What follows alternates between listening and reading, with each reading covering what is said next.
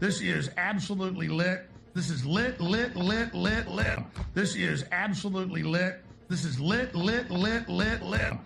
Ladies and gentlemen, welcome. This is Dark Times with Dark Match Steve. Welcome, welcome. Come on in, get comfortable, take off your bra, drop your pants. Yeah. Get in here. Tonight, where are we at? Facebook, YouTube, Twitter. I mean X, whatever Elon wants to call it. Wherever you're at, get in the chat. Your voice needs to be heard. However, tonight we're not going to be debating anything. You hear me? You know who you are, who I'm talking to in the chat. We are not debating anything tonight. Tonight, it's cops versus content creators. We've got a few videos to watch here that I'm sure are going to be a good time. We're going to get at least to two of these. We should have time for all three. So let's get right to it. Let me go to the chat, say hello to everybody trickling in here, and we'll get started. Who else is horny? Is it just me?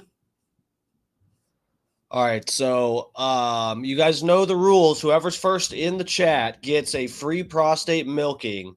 If you're a woman, you don't have a prostate, you're allowed to gift it to somebody else. If you're a man, you're not allowed to gift it to somebody else. You have to enjoy or endure the prostate milking. Let's see who's first in here. Holyoke Joe first. Congratulations, Joe. I mean, unfortunately, you know the rules. If you want to get your free prostate milking, you have to come to Tampa. Unless you're someone that's like as hot as Luigi Mangione. In that case, I'll be hunting you down. You better keep an eye out. Better watch your back, literally. God bless DMS and prayers for Dark Match. Oh, thank you. I appreciate it. Yeah, my mom, we thought she'd be out of the hospital sooner. Unfortunately, I'm going to be spending my birthday at the hospital with my mom. So, yeah, that's how that goes. That's life. Fat Pig's up in here. What's up, Fat Pig? You just missed first. I'm sorry about that. My fingers smell like BH. Well, have you been putting them in your BH or someone else's BH? Are you doing other people's prostate milkings? It's a lucrative business, let me tell you. Bob Cook's up in here. Stacy G, Dutch Duke. What's up, guys? Welcome, welcome. Mr. Bob Cook. I hope you get some electricity back. I heard you got electrical lines down on your very property. You know, once the electrical lines fall to the ground, they become neutral. You can actually pick them up yourself and just move them. Only reason I say that is because I know Bob Cook knows better. Okay, guys, that might sound like I want him dead. It's just a bad joke. Sorry. Love you, Bob. Scott Starboard's up in here. Eat more coleslaw. What's up? What's up? Dark Measures. That's right. That should be if someone asked you what'd you watch last night, you just go Dark Measures. They should know that stands for Dark Times with Dark Match Steve. Rainy, Oklahoma Realtor is up in here. Welcome, welcome. You guys may know of Rainy from Michael Jordan's house. She is actually selling Michael Jordan's house and also renting it out as an Airbnb. But it's on the market. Get in touch with Rainy. She will rent the property for you. She's famous for having sold Epstein Island to Jeffrey Epstein. So she's a very popular realtor, the realtor of the stars, as they say. Welcome, Rainy. Thank you for joining us. Big E's up in here. What's up, Big E? Berto Perez, what's up? What's up? Thanks for joining us. Thank you all for coming to hang. We're gonna check out. I got a couple different videos to go through here. Content creators getting catching charges. Oh, thank you. I appreciate it. No, it's all good. I mean, she should be getting out next week. With my mom, when she goes to the hospital, it's always scary because whatever. I mean, she's not in great form, but she's like hanging in there. So yeah, I think she'll be out next week. But we were hoping she'd be home a couple days ago, and we could do a 4th of July kind of party type thing. But yeah, that's not happening. Bob D's up in here. What's up, Bob D? Sorry I have a shirt on tonight. I hate to disappoint you. Yeah, Bob Cook. Rainey is she's a famous realtor. Holy shit, a massive storm just hit. Hail, lightning, hard rain, power just went out. Well, shit, I hope your Wi-Fi is still up. Hit that like button before you lose the Wi-Fi connection. I'm sorry, Biggie. Of course I'm going to give her a hug. I'm going to give her a kiss, too. Not on the lips like Tom Brady kisses his kids, but I'm going to kiss her on the cheek, probably.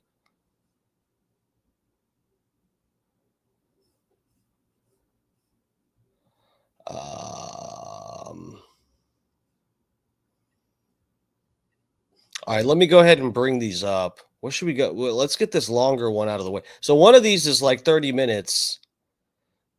But these two first ones I think are pretty good. But I don't know. I haven't watched these. We'll see. I've watched about 5 minutes of, probably less, of this first one. And let's at least do it. We'll at least get this one out of the way because it's part of my thumbnail.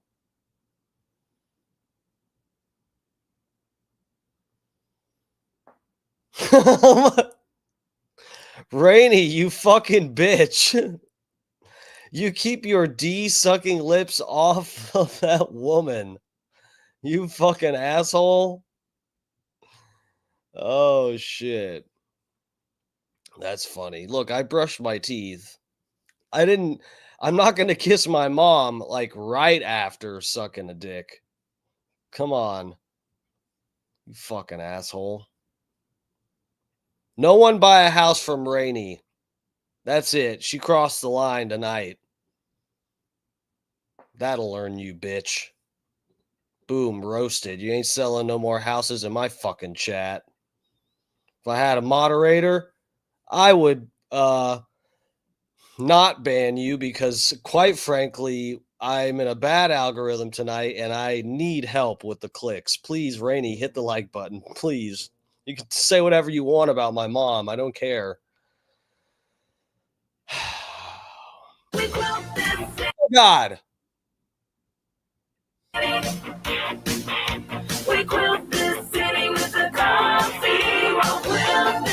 Dear God. Who the fuck, what kind of fucking piece of shit parody artist wrote this song for Quilted Northern? We quilt this city. This sounds like something I would write, though. I can't lie. We quilt this city with a comfy. Keep it quilted with Quilted Northern. With a comfy roll. Okay, I could have wrote better lyrics than that. We quilt this city.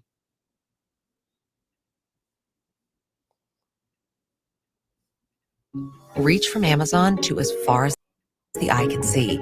I was trying to think of something, but I'm not. Yeah, let's move on. With third-party, not a good sign when I'm already like digressing for 5 minutes at a time, trying to write a better parody song than what's in a commercial. That's a bad sign for the pace of the stream tonight. It's really not good. Adam Wiley's up in here, though. That's a good sign. Adam reposted this stream. Thank you, sir. I can't thank you enough. I really appreciate it. If y'all don't mind, repost the stream somewhere, whatever. Sounds like a Carlos Mandingo song. That's funny. That's funny. Yeah, it sounds like some idea someone would give me, and then I'd say, no, that's fucking stupid. And then Carlos Mandingo would do it. That's what it sounds like. We quilt this city. And then he made like thousands of dollars because it's a smash hit for their commercial and they keep replaying it. Look at this thing. This is the thumbnail. Okay. That's what I decided to use, this one clip. I don't know if he smashes this thing's brains in or what happens, but let's find out. I truly don't know. This is just a weirdo. Who is this guy? At Digital. Hold on. Get rid of that. In today's true crime documentary, we are discovering the case of Tway Celso. We are a news agency. Okay, so I don't know who the fuck Trey Seltzer. Apparently, this guy was on YouTube or something. I don't know.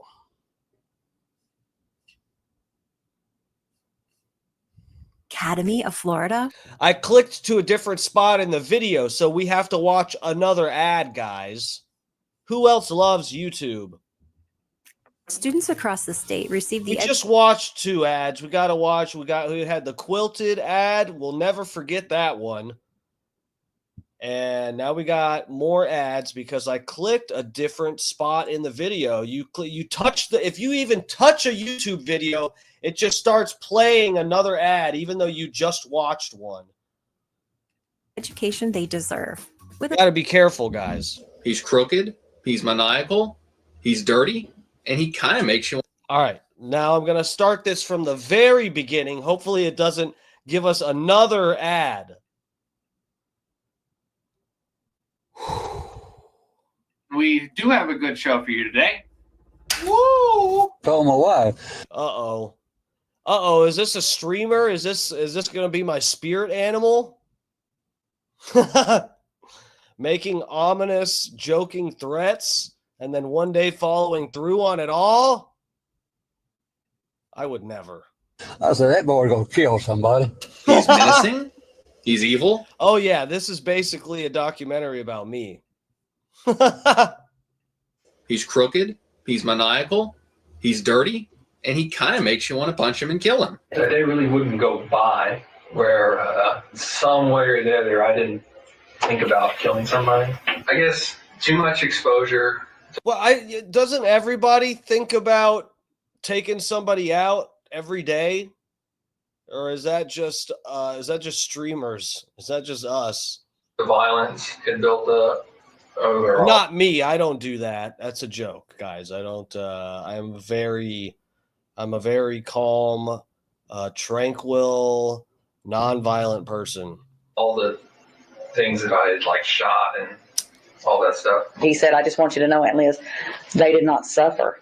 And his whole voice changed from sweet to, I made sure of that. If anyone was going to hurt him, it was going to be me. So I guess I couldn't protect him for myself. Before the age of influencers, Mr. Anime carved out a niche with anime reviews and short films on YouTube's early platform. Beneath his persona, however, was a growing obsession. Okay, so this shows you guys. I was like, okay, what is it that makes him a crazy person? Is it that he's a streamer? Is this like foreshadowing for my own life that it's all going to come crashing down around me? I'm going to lose my shit live on camera? Probably not, because as you can see, this guy is one of the fucking weirdo anime freaks. He probably watches lolly stuff and like weird stuff with the tentacles and a 500-year-old vampire that just happens to look like a toddler, and he's probably into all of that weird stuff. That is totally not down my alley.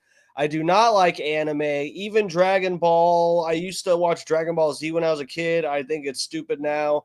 It's like, I don't associate myself with anime stuff. That is it's not a red flag across the board, but it's like it's a red flag in hindsight. You know what I'm saying? Like you can't identify a psychopathic serial killer just by the fact that they like anime. But if you hear about a psycho person that kills other people, and you're like, you look back at their life and it's like, oh, they liked anime, then it's like, oh, like, of course. As his videos took on a darker edge, the increasing violence foreshadowed the horrific act to come. No warning was clearer or more disturbing than the title of one of his final videos, Mr. Anime is planning something. I don't know. In 2006, 17-year-old Trey Eric Sessler created his YouTube channel. Guys, Dark Match Steve is planning something. You know what I'm planning? My stream for tomorrow. Get your fucking head out of that dark, dark place. All right? Cap Productions. We do have a good show for you today. We're partying back there, partying up here. Woo! Though his Excuse me, Berto Perez. I enjoy DBZ in One Piece. Unfortunately, for your information, there are definitely feds that watch this stream, so you are now on a watch list. I'm sorry, Berto Perez. Good luck with that. What time's tomorrow are you streaming? No, so that was a joke. I actually don't know. Honestly, guys, I'll put it to you this way. I am probably going to the hospital to watch fireworks from my mom's hospital room, because apparently from where she is at, I didn't pay attention when I looked out the window, but they said you should be able to see fireworks from one of the spots that they set them off. So I will I'm not sure, but I will probably be doing that. And those normally go off around like 9 or something, right? So I would love to do a stream tomorrow. There's a chance I'll jump on here for a minute, but yeah, I'm really not sure what tomorrow. I wanted to go kayaking and then be able to go see my mom for a little bit. So yeah, we'll see what happens. I really don't know. That was more of a joke to throw you guys off from knowing what my real plans are. Audience never realized it. A growing madness was slowly consuming Trey, and they had a front row seat to his slow and disturbing descent. Same. Guys, it's like I'm watching a documentary about... Guys, what are we watching? This is eerie. Why do I feel like I can relate to this? All right. First of all, we've changed up our table a little bit. We now have this. It's the POS gun. We destroy pieces of with it, and we're definitely gonna be destroying this after we're done with it. Yu-Gi-Oh was so bad in my mind that I just want to kill somebody. Over the years, his videos began to show signs of a deteriorating. What the fuck? Bro. He's like, yeah, so our studio's a little different. You may have noticed I have a shotgun on the table. And so we'll see how that comes into play for the stream. By the way, I hate Yu-Gi-Oh so much I could just fucking murder someone. Now that is how you start a stream. Mental state, with some reviews lacking his usual enthusiasm. Shinji, tragic hero, experiences fear and loneliness, and I would like to challenge anyone out there that has never had thoughts of fear or loneliness in their life. Viewers soon began to notice changes in both. This guy's channel fucking sucked. I'm sorry. I'm glad he's dead. Is he dead? I don't know. I was just kidding. But no, what kind of views did 6.4, 8.4K? Guys, is this what I needed? I know this is what I do every time I see someone else with more views and subs than I get. Guys, what do I need to do? Do I need to follow in this guy's footsteps just to get some goddamn clicks? Do I need to, like, make veiled threats on here? What do I need to do? Or is it the anime? I have to cover anime stuff. Maybe that's it. Yeah, you have to cover some kind of topics that there are like weirdos obsessed with it already, so they just culminate to your channel because they're obsessed with whatever thing you're talking about. I guess that's what I need to do. With his appearance and demeanor, as well as an unsettling shift in content. Oh, how you doing, everyone? It's Mr. Anime. Or you can call me Trey. You can call me the guy that does the video game reviews. You can call me the guy that does all the gun stuff now. Basically, what I'm going to do is, and this is pretty childish and ridiculous, is blow up the couch to the best of my 9mm abilities. So let's see what we can do. Blow up a couch with 9mm. I don't know. Yeah, I don't know. Something's wrong with this. Does he think that, has he watched ever somebody shoot a 9mm? You think the couch is going to explode?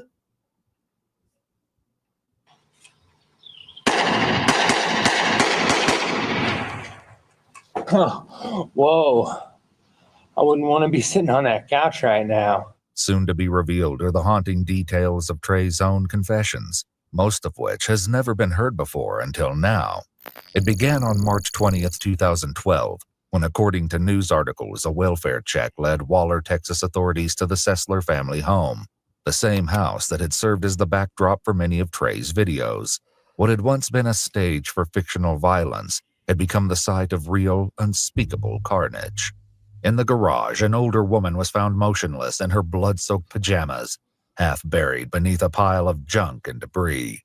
The very same room where Trey once filmed several anime reviews. And though this isn't actually a horror anime, I think it is. I think it's horrid and horrible. Horrible. Curled on the floor of the hallway bathroom, a young man lay in a pool of dried blood. The same room that once served as the set for Trey's short film, Keaton. That looks good. Very good. Everyone, I have an announcement. Experience the joy of Wicked again. Yes. Ugh. This fucking thing. And again. Yes. And again. Yeah. If I wanted to fucking watch anorexic people sing for 3 hours, I'd fucking visit a loony bin or something. You can come on in. In a bedroom, an older man was found still in his bed, with his legs hanging over the side and his head pressed into the pillow. Each of the 3 victims sustained multiple gunshot wounds. The only reason we're here is because the freaking police seized my property with the martial arts training center because we killed 3 people. Nearly every room in the house reflected a violent outburst, with wrecked furniture, shattered picture frames, and holes in the drywall. Scrawled across the walls was a chilling confession, leaving no doubt the man behind the mass murders was Trey Eric Sessler. After the horrifying discovery, police tracked Trey to his friend Casey's house. Police surrounded it, arresting both Trey and Casey, who had no idea that a murderer had just spent the night at his house. I'm freaking. And I don't get what. I mean, my buddy Levi called me. He was like, Casey, I'm watching Fox 26 News, and you're on there. It's something about your buddy Trey killing somebody or doing something or trying to do. I'm like, what? And I just didn't know what to do. I'm like, what? I put it on 26. I go on here, Trey. I'm like, dude, what's going on? All of a sudden, he's like bolting out the door, and I don't even know which way he went. He he's out the back door, and I ran around. I'm like, what's going on? And I saw lights. And then I wasn't trying to resist or run. I was just trying to get to my front yard. Then I saw all these helicopters, and they got tackled. Both Trey and Casey were taken into custody. During questioning, Casey told investigators he had no knowledge of the murders and was not intentionally harboring Trey at his home. Although investigators were initially skeptical, it was Trey who would later reveal the entire truth. 1 month after his arrest, Trey sat down with detectives and delivered a full taped confession, revealing not only how and why he committed such a brutal crime, but also unveiling a disturbing plan he had nearly carried out in the aftermath. You'd wanted to talk to us, is that correct? Yeah, go ahead, ask me anything. We don't get the actual video. All we got is audio. What the fuck? Sniz is in here. What's up? What's up? Is this a work? No, this is a shoot. Big time shoot. Literally.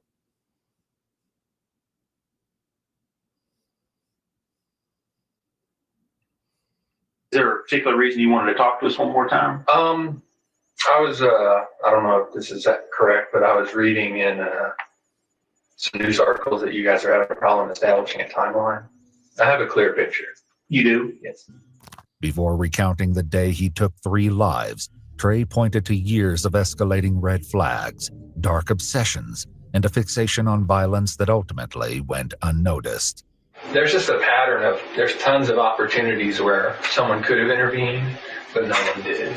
Friends and neighbors spoke with investigators about Trey's fascination. I was crying out for help. Didn't you guys know I was crying out for help? Every time I streamed, I wanted help. No one helped me. They just got in my chat and fucking roasted me. With guns. My little brother and I stayed over at Trey's house, and he showed. If I ever lose my absolute shit, it is your fault, chat. Every night, I just wanted people to tell me they love me, and you guys came in here and told me my fucking hat's stupid and put a shirt on, and I talked too loud, and whatever. But a lot of different. Tell me not to kiss my mom with these dick-sucking lips, all of that. It's your fucking fault, Rainey. Handguns and stuff, but the one that really sticks out was an AR-15, and he had a 100-round drum attached to it, and that was kind of the one, because he mentioned that if you sprayed it into a crowd, you could kill a bunch of people, and I was just like, I felt very uneasy about that. Yeah. You know, He had a Japanese sniper rifle with extended clip, and that's when he told me, he was pointing across the street here. Right. He said, I could hit a person over there 300 yards or whatever, you know. Right. Instead of saying I could hit a deer or a dog or he said a person, you know. And I thought, boy, right then it rung. I went home, told my wife. I said, that boy going to kill somebody. I've heard some rumors that there are a couple people around town that aren't so satisfied with Mr. Anime Reviews. I don't know why, but I've got a little bit of inside info that they're going to be coming for me tonight. So, I'm be ready. While speaking with investigators, Trey revealed a disturbing incident that happened when he was just 13 years old. I had a CO2-powered BB pistol with me, and I took off down the road, and they sent my brother Mark after to catch me. You know, they're like, go get him. And I saw Mark coming up behind me, and I turned to him, and I started opening fire on him with the BB pistol. And I saw him kind of covering, and he took off running back down the road. So I went all the way down the road to the bank, and to my, at that time, pleasant surprise, there was a police officer sitting there at the ATM machine. I reached behind me, and I pulled the BB pistol out. And I didn't point it at him. I held it away. I was like, I got a gun. And instantly he pulled his gun out and had it on me. I threw the gun down, and he came over and apprehended me. Did you have to go see like CPS, child, juvenile probation, any of those people? From that incident? Yeah. No, they dropped the whole thing. Many of his videos featured stage guns and fantasy killings. Fictional brutality played out for the camera. I really got to kill that guy. I'm not going to pay you. Step into Wix Studio, the web platform for agencies and enterprises. Bro, this is how fucked up it is. This guy has more subs and more views than me, and he's making basically like mock snuff films where he fucking shoots and kills other people.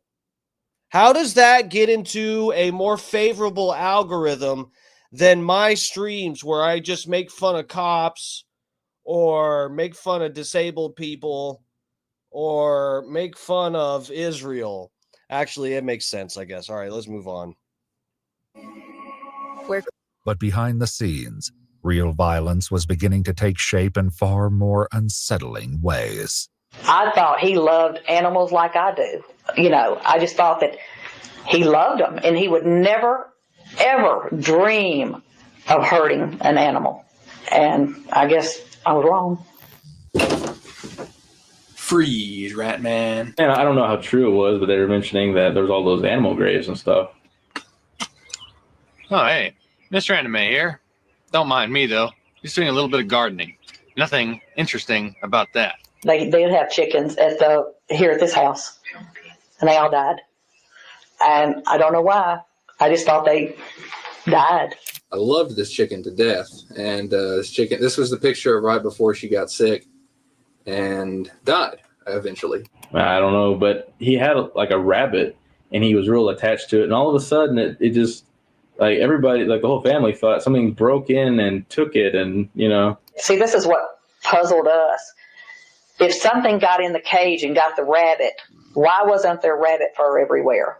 If he took it so hard when his little animals would die, I don't know why he kept going through it and getting more and more and more. But he would always come up with another one. Always. I swear he talks. What the fuck? So he's like, what is he doing to these animals? He's taking them and bashing their brains in and then crying about it. I need a new rabbit, Ma. I just fucking killed the last one.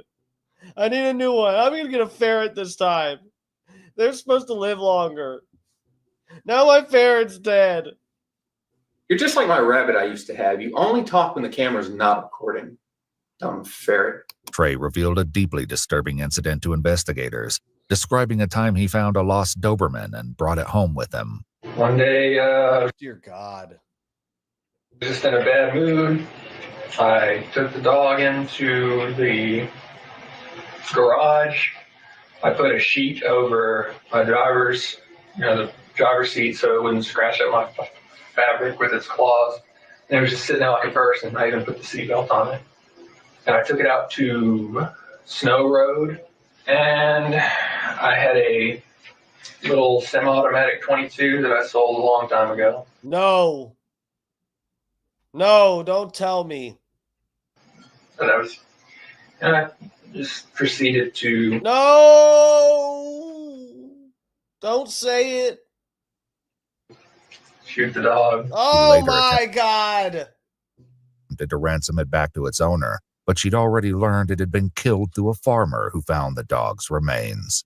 He then maliciously taunted her by telling her he was the one who took its life. I was totally sober when I shot my cat. I just got home from a long shift of work, and I don't know why, but I opened the door and I had a little kitten there. And I started attacking it for some reason. I don't know why. I can't even say to this day why I did that. I grabbed the brick barrel 20 gauge that I gave to my brother, and I stuck a buckshot shell in it, and I pulled the hammer back, and I shot the cat basically like in half. I called my parents, and I told them about what happened. And you told them you actually shot the cat? Yeah.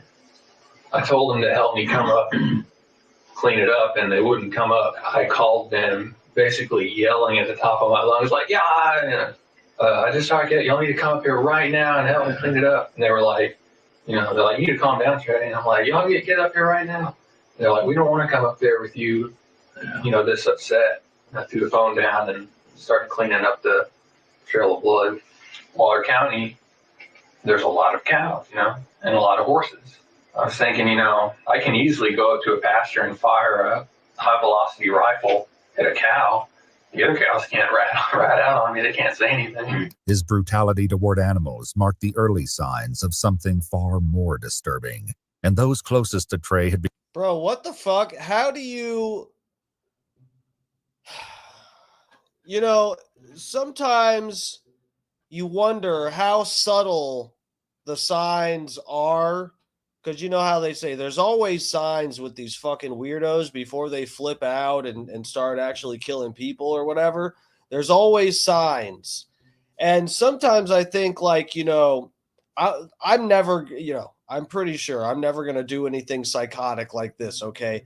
I'm satisfied as being an artist to let out my aggression and emotion through my art. Okay, that's a good tool to have when you're an emotional person. All right, but sometimes I wonder, like when I was going through school, I was a really troubled kid. I'll put it that way. And I'm surprised like more cops didn't show up at my fucking house and stuff because of signs, but I was never somebody that was doing anything bad to animals or something. But I wonder if that, it's just weird for me. If somebody is like, if my kid called me and said, I took my shotgun and shot my cat in half. Would you come up and help me clean it? There's blood everywhere. I need help getting this blood up. There's just so much blood. It's going to take more than one person to clean this up in a reasonable amount of time. Would you please help me? I would say no. And that's a sign right there, right? Are you even a parent if your kid tells you they shot their cat in half with a shotgun and then you don't see that as a sign? K-Dog's up in here. What's up? What's up? Old Yeller, yeah. Old Yeller's dead. Baker Act immediately. Bro, that's what I'm talking about. Dude, with me, when I was a kid, the signs were, the basic stuff. Listening to too much Marilyn Manson, wearing black makeup and being a man. Let's see, having weird hair and cutting myself. Okay? Those were the signs for me, but nobody... I don't know. It turned out okay. By the grace of God, it turned out okay without me getting, despite me getting help. The help actually hurt more. I developed an anxiety problem from the antidepressants, and then it was up to me to undo it by tripping on acid and doing mushrooms, which actually happened to help. But this is what I'm saying. I wonder, though. We'll see. They haven't said anything. I wonder if he is on medication, because he might already be on meds. Begun to notice the cracks in his sanity. One thing that I found a little strange, there was I play guitar and Mark was wanting to play the drums, we were going to write music. One song that Trey suggested we write was something called The Beast in My Head. I just thought that, thought that was kind of strange. And actually, I asked Mark, I was like, why do you think he wants us to write that? And he's like, I don't know, maybe he's got a beast in his head. After a chilling research paper was later discovered on his laptop. Everybody has a beast in their head, right? Chat, you guys, please, you guys have beasts in your fucking head, whether you know it or not, whether you will admit to it. Don't we all have beasts in our head? Trey began to reveal what had truly been on his mind. When I had done all the serial killer studies, I had contemplated purposefully turning myself into a serial killer. But I looked at the requirements to be one of those, and you have to kill 3 people, and it has to be there has to be a cooling down period in between the murders. And I just couldn't commit to that. His studies included some of history's most notorious. What the fuck is that? What does that even mean? He's saying, I don't want to have to wait in between murdering people. I want to do a lot at once. Killers, including Ted Bundy, David Berkowitz, Eileen Wuornos, Jerry Brudos, Jeffrey Dahmer, and Kip Kinkel. Figures whose gruesome legacies appeared to fuel his dark curiosity.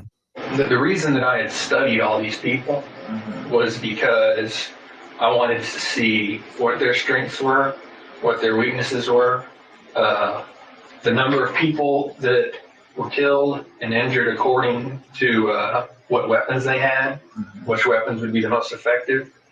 I even graded the weapons on a 1 to 10 scale with an explanation of why I gave that grading. People like Kip Kinkle with a 22 got low scores. I know you're very familiar with Charles Whitman, the U-Chief sniper who was in the clock tower. People like him that had Army training and high-powered sniper rifles got higher scores because they knew what weapons were necessary going into the crime to commit maximum damage. In April of 2009, Trey took a break from short films and anime reviews to rant on the topic of school shootings. I'm ranting on something a little bit. Oh, dear God. There are so many signs. Guys, there were so many signs. No one saw these signs? So it's book. Oh, God, we got ads. Book your next hotel. If you don't book, it's a shame. Look at this fucking disgusting creature. This fucking thing. Why do I have to see this fucking tubby thing? So it's resort. Sweet. Vacation. Fat. And home for your next great stay. To my liver. I know I haven't always made it easy for you. The 80s were wild. That's why I humbly repay you with Dose. The delicious daily shot that promotes liver. Wow, 2 ads that we can't skip through. And they're both things that I'm never going to use ever. Because I don't fucking do coke and drink like this guy did in the 80s. Sorry. Liver function and cleanses the liver of unwanted elements. Dose. Love your liver. Anime. That's fucking stupid. Related. I'm ranting on all the shootings that have been happening. Pittsburgh, New York, Alabama, California. And, you know, they had an article that were like, well, the economy's gone bad. Everyone's losing their job. What? Sniz. Snizzle Slizzair. How do you know? This guy's probably a Manchurian candidate. The Sniz says, I'm glad the CIA never found this kid. Just saying. Bro, they've probably been fucking microwaving his brain outside of his bedroom for like months and months until he finally lost his shit. Every time he'd go to bed at night, they'd cook his brain and say it into a microphone. Kill your cat, kill your rabbit. Oh, you got a ferret now? Kill your ferret. Then kill a person. And getting mad and shooting everybody. Yeah, I guess that get mad, shoot everybody. Makes sense since a lot of the shooters lately have recently lost their job.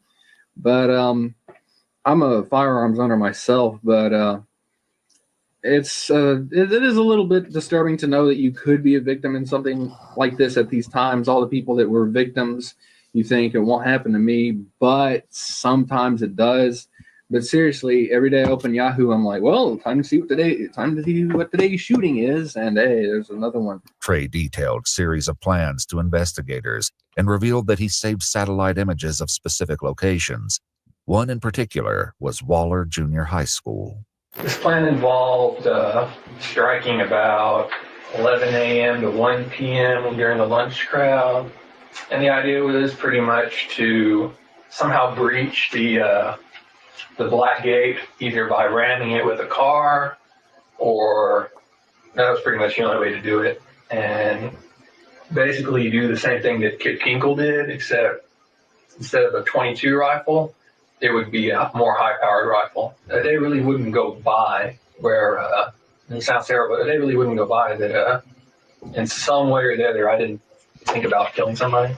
He's menacing, he's evil, he's crooked, he's maniacal, he's dirty, and he kind of makes you want to punch him and kill him. I mean, why do you think that is? I couldn't get my mind off of it. I mean, why? My mind would not leave it. I was doing the amateur filmmaking stuff, and it really wasn't getting me the notoriety that I was looking for. But why do you feel you need the notoriety to take someone else's life to get notoriety? I felt like it. I no longer feel that way because of what happened in my house. It was a little too traumatizing to think about. Trey will soon describe with chilling clarity the grim horrors that unfolded inside his family home. For now, things with Trey seemed to take a turn in August of 2010 when he moved out to live on his own in Hempstead, Texas. My grandmother passed away a while ago, and now I moved in, so I now have a new house. He was very paranoid while he was staying at that Hempstead home by himself. Yeah. Because, there's a lot of crime and stuff, and he's always kept those guns close. Like, was anybody after him? No. He just was afraid of somebody coming and breaking in. I had so many locks on the bedroom door I slept at, and there would be times when I would tie the front and the back door together with an extension cord so no one could open it and get in. And there was an instance where in the living room up on the ceiling fan, I had a shotgun rigged to the door to fire, pointed at the front entry hall door. But I took that down pretty fast because I was like, well, whether my mom or my dad come in one day and accidentally open the door. By December 2011, Trey had begun experiencing health issues, a development that left many of his viewers concerned. But I've had a little bit of shortness of breath lately and a little bit of back pain and stuff. I haven't been sleeping too well. My eyes are a little swollen. That's why I'm wearing these sunshades. And it seems like I've got the diagnosis of pneumothorax. So if you're religious... What the fuck? My back hurts, I'm short of breath, and my eyes are swollen. What the fuck, bro? I would appreciate it if you prayed for me. In February of 2012, he uploaded a video titled, Mr. Anime is Planning Something. This is just an update video to let you guys know that I'm going to reward myself with probably a 2 or 3 week break coming up here from YouTube videos, anime reviews in particular. I might do some blog stuff. I want to thank you guys a lot for sticking with me and watching the channel. I got more subscribers than ever. I have more views than ever, and everything is going really good. This particular video was... Guys, I promise you guys, if you keep supporting my stream and eventually I get more subscribers or even as many as this guy had, I'm not going to throw it away by, murdering my family or something like that, because people don't like my parody songs as much as I think they should like them. I promise, okay? I have a little more self-control, I think, than this guy, apparently. He's like, my short films aren't as popular as I'd like, so I'm going to shoot my cat in half. Removed from his channel for unknown reasons, and many took it as a clue for the brutal act that would soon unfold. Less than a week before the tragic killings, Trey allegedly uploaded another in which he updated his followers on a positive change in his life. The good news is that I now have found a full-time job in a department that I'm interested in, which is film. I'm still going to be doing the Google thing, though, and I'm still going to be doing videos. So keep supporting Mr. Anime. I'll still be doing anime reviews, but probably not as many because this job will be full-time. But thanks to all of y'all, I've been able to be recognized by some people, and I'm going to be doing some good stuff. But whatever future Trey may have had took a shocking turn. While most news articles list March 20th as the tragic day the killings took place,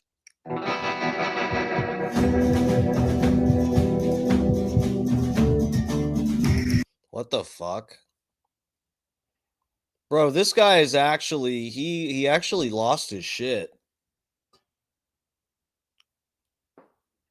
first-hand accounts from... How do you get, like, a good job opportunity? You have more subscribers than I fucking do, and you get so mad that you have to murder people? Trey state the events unfolded earlier, beginning on the night of Sunday, March 18th, when he visited his family in Waller. It was then that an accidental discharge set an already troubled mind in motion. I had accidentally fired a round off from the 22, and it hit my bed. And I believe there was a bullet hole in the bed, and nobody heard it. It was flashing on my mind that they didn't hear the gun go off, so it kind of told me I could fire a 22 in the house without it being heard. Later that night, he had a few drinks with his brother Mark before deciding to return to Hempstead. So he stays in the room, and I go and I get in my Mustang, and I drive to Hempstead. And shouldn't have been drunk driving, but I was. You know the Drink 4 logo? Yeah, it was the old formula. And I had been keeping it for a rainy day. After consuming the alcohol, Trey then made the fateful decision to return to his family home in Waller. Park in the garage, and my 22 rifle's out there, and it's loaded with full metal jackets, about 16 rounds. So I go inside, and my mom's like, "Where'd you go?" You know, because I left at like 12 at night or so. So she was like, "Where'd you go?" And I was like, "Oh, I went to Hempstead." And I'm like, "I'd like you to come out in the garage and look at my car bumper because I'd been in an accident." about a week or two earlier. So she comes out, and she gets about halfway down the car length.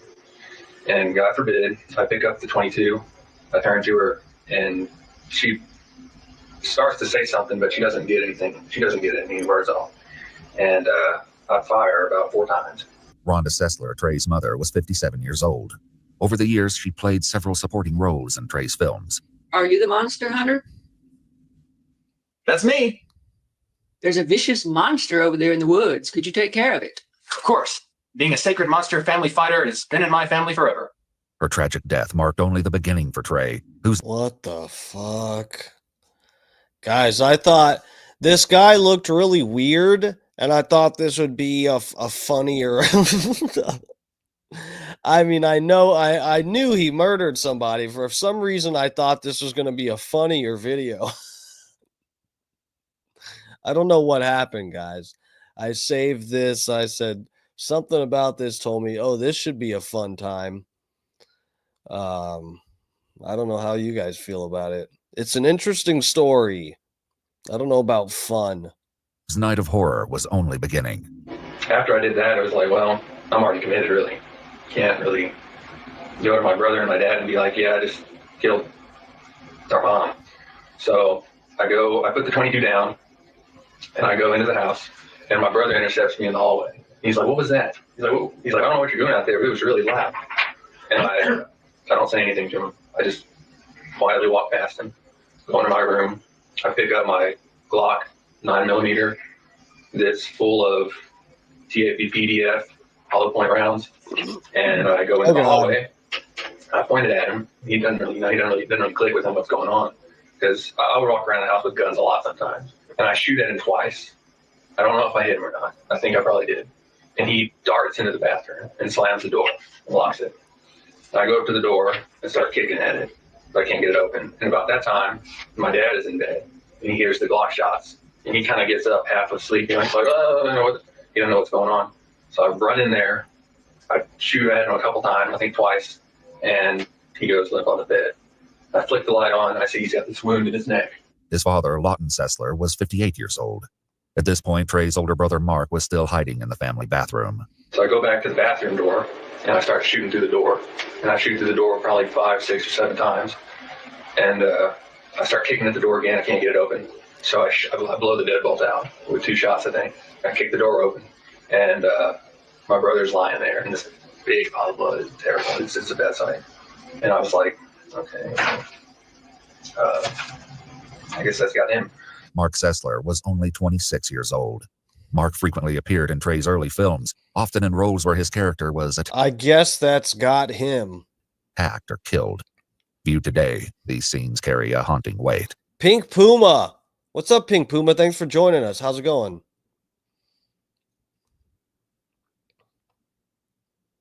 I figured out why I hate this. Because I'm here for DMS. Not to be forced to watch shit content I don't give a fuck about. Thank you, Joe. Thank you for all the support. I really appreciate it. But I will tell you something that Mark told me about a month and a half before everything happened. And Mark mentioned, he said, don't be surprised if you hear on the news that we've all been killed by Trey. Was he scared of Trey? No. It was kind of weird the way, like, he didn't really seem afraid at all. Like, he almost accepted it. So I was like, well, since I already shot 3 people, I don't want anyone to be suffering, laying on the floor for hours, moaning and groaning. So I'm like, I got to retrace with a more powerful weapon and shoot again. Trey then stalked through the family home, shooting his mother, father, and brother again with an AR-15. What he'd already done was horrifying. But soon, Trey will confess just how close he came to committing yet another atrocity. For now, Trey recounts what happened next, once the reality of what he'd done began to sink in. And about that time, it was about 1 o'clock, 12:30 to 1. And the next morning? Yes, Monday morning. After all that, I just kind of lose it, and I start trashing the house, because I'm like in another zone, I guess. I throw a couple bookshelves over, throw my dad's TV over, start shooting at the TV, start shooting at the light fixtures, I poke some holes in the sheetrock with the AR-15, which you probably knew because there was wall residue on the end of the barrel. Same thing with the Glock. I kind of use it to knock some family pictures and stuff off the wall because I didn't really want to look at them at that time. I shot out some windows. Bro, what the fuck what happens? What do they even do? When someone flips out like this, the whole house is trash and there's 3 people dead inside. Like, what the fuck? That's a bitch. You just completely, you tear up the actual house too. I mean, you literally tore a home apart. Holyoke Joe said, I just rubbed myself down with GHB baby oil. Sounds like you're having the most fun out of everybody in chat, Joe.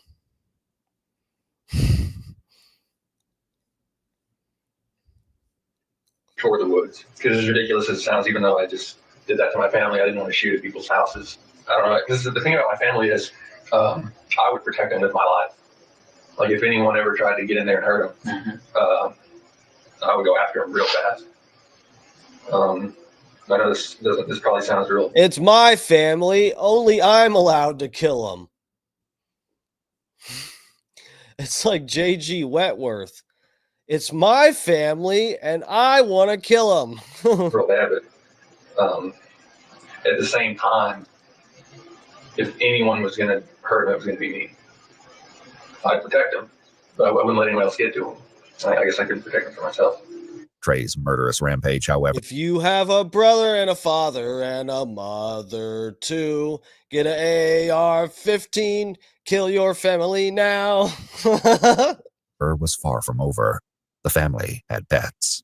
Yes. I go to my dad's bird cage. If you wish your YouTube videos had more views, get an AR-15, shoot your cat in half. He had 2 little finches, and I started shooting at the bird cage with the Glock. And then I took the bird cage and I chunked it as hard as I could against the wall. And I think Oh God, the bird too. Not the bird. Got the second one, I'm not sure. I hear my ferret running around in his cage. I totally forgot about it. I was like, I really hate to do this. Not the ferret! I really like that little guy. It's weird looking. I mean, look at this thing. What the hell is this? You know? I mean, yeah, I know it's a ferret, but it's just. We quilt this city. We quilt this city with a coffee. We'll quilt this city. We quilt this city with a coffee. Keep it quilted with Quilted Northern. Full funnel ads to reach audiences every step of the way. No, thank you. I mean, it's pretty adorable. I gotta. Ow. Okay, that's not adorable. I go in there and I fire a shot at the ferret with the 9mm, and I think that I hit him. And then I go down to my room with the Glock still in my hand, and I have a cichlid, a fish, in a 20-gallon fish tank. So I fire once, and the whole fish tank just blows out. And then I go back to the garage. Not the fish! He's killing the fish too? Next, he's gonna hunt down the fucking roaches and mosquitoes. And I kind of look at my mom, and I sit next to her, and I'm just kind of sitting there. I don't know if I dozed off or not. At some point during the chaos, Trey scrawled messages across the walls and doors of the family home. They Helter Skelter read, I'll never forgive myself. I don't know why I did this. God help me. I love my mom, dad, and brother. Though the media speculated as to the motives behind his callous attack, Trey Glad he doesn't love me. would later explain what he believes ultimately led to the tragedy. For now, he continues his account, stating that by noon, police had not arrived despite the sounds of gunfire. So I finally decided I've had enough of the house, because this was just front to back shrouded in death, like a cloud of death. I was just like, every time I looked at everything, it was just worse and worse. Trey placed phone calls to each of his parents' workplaces, the elementary school where his father was a teacher, and the Waller Times newspaper where his mother worked, claiming they were sick. Then he left the home in his black GT Mustang, and with a car filled with firearms, ammunition, and a case of beer, Trey drove to the parking lot of the Waller Junior High School. And I'm sitting there. Oh, God. And I have it timed to where it's about 2:45. It's time for school to let out. And I see the flood of people going. And I'm just kind of staring at them. And I'm like, there's my opportunity. Go ahead, go get them. You have an AR-15 in the back with 30, 60, 90, 120, 150 rounds. And I'm even sitting there drinking my beers, watching. And obviously, as you guys know, I don't do anything. I would have done it if I would have wanted to do that. And I did not do that. Because maybe it's just what happened was too real. Trey left the school parking lot with no one realizing how narrowly they escaped disaster.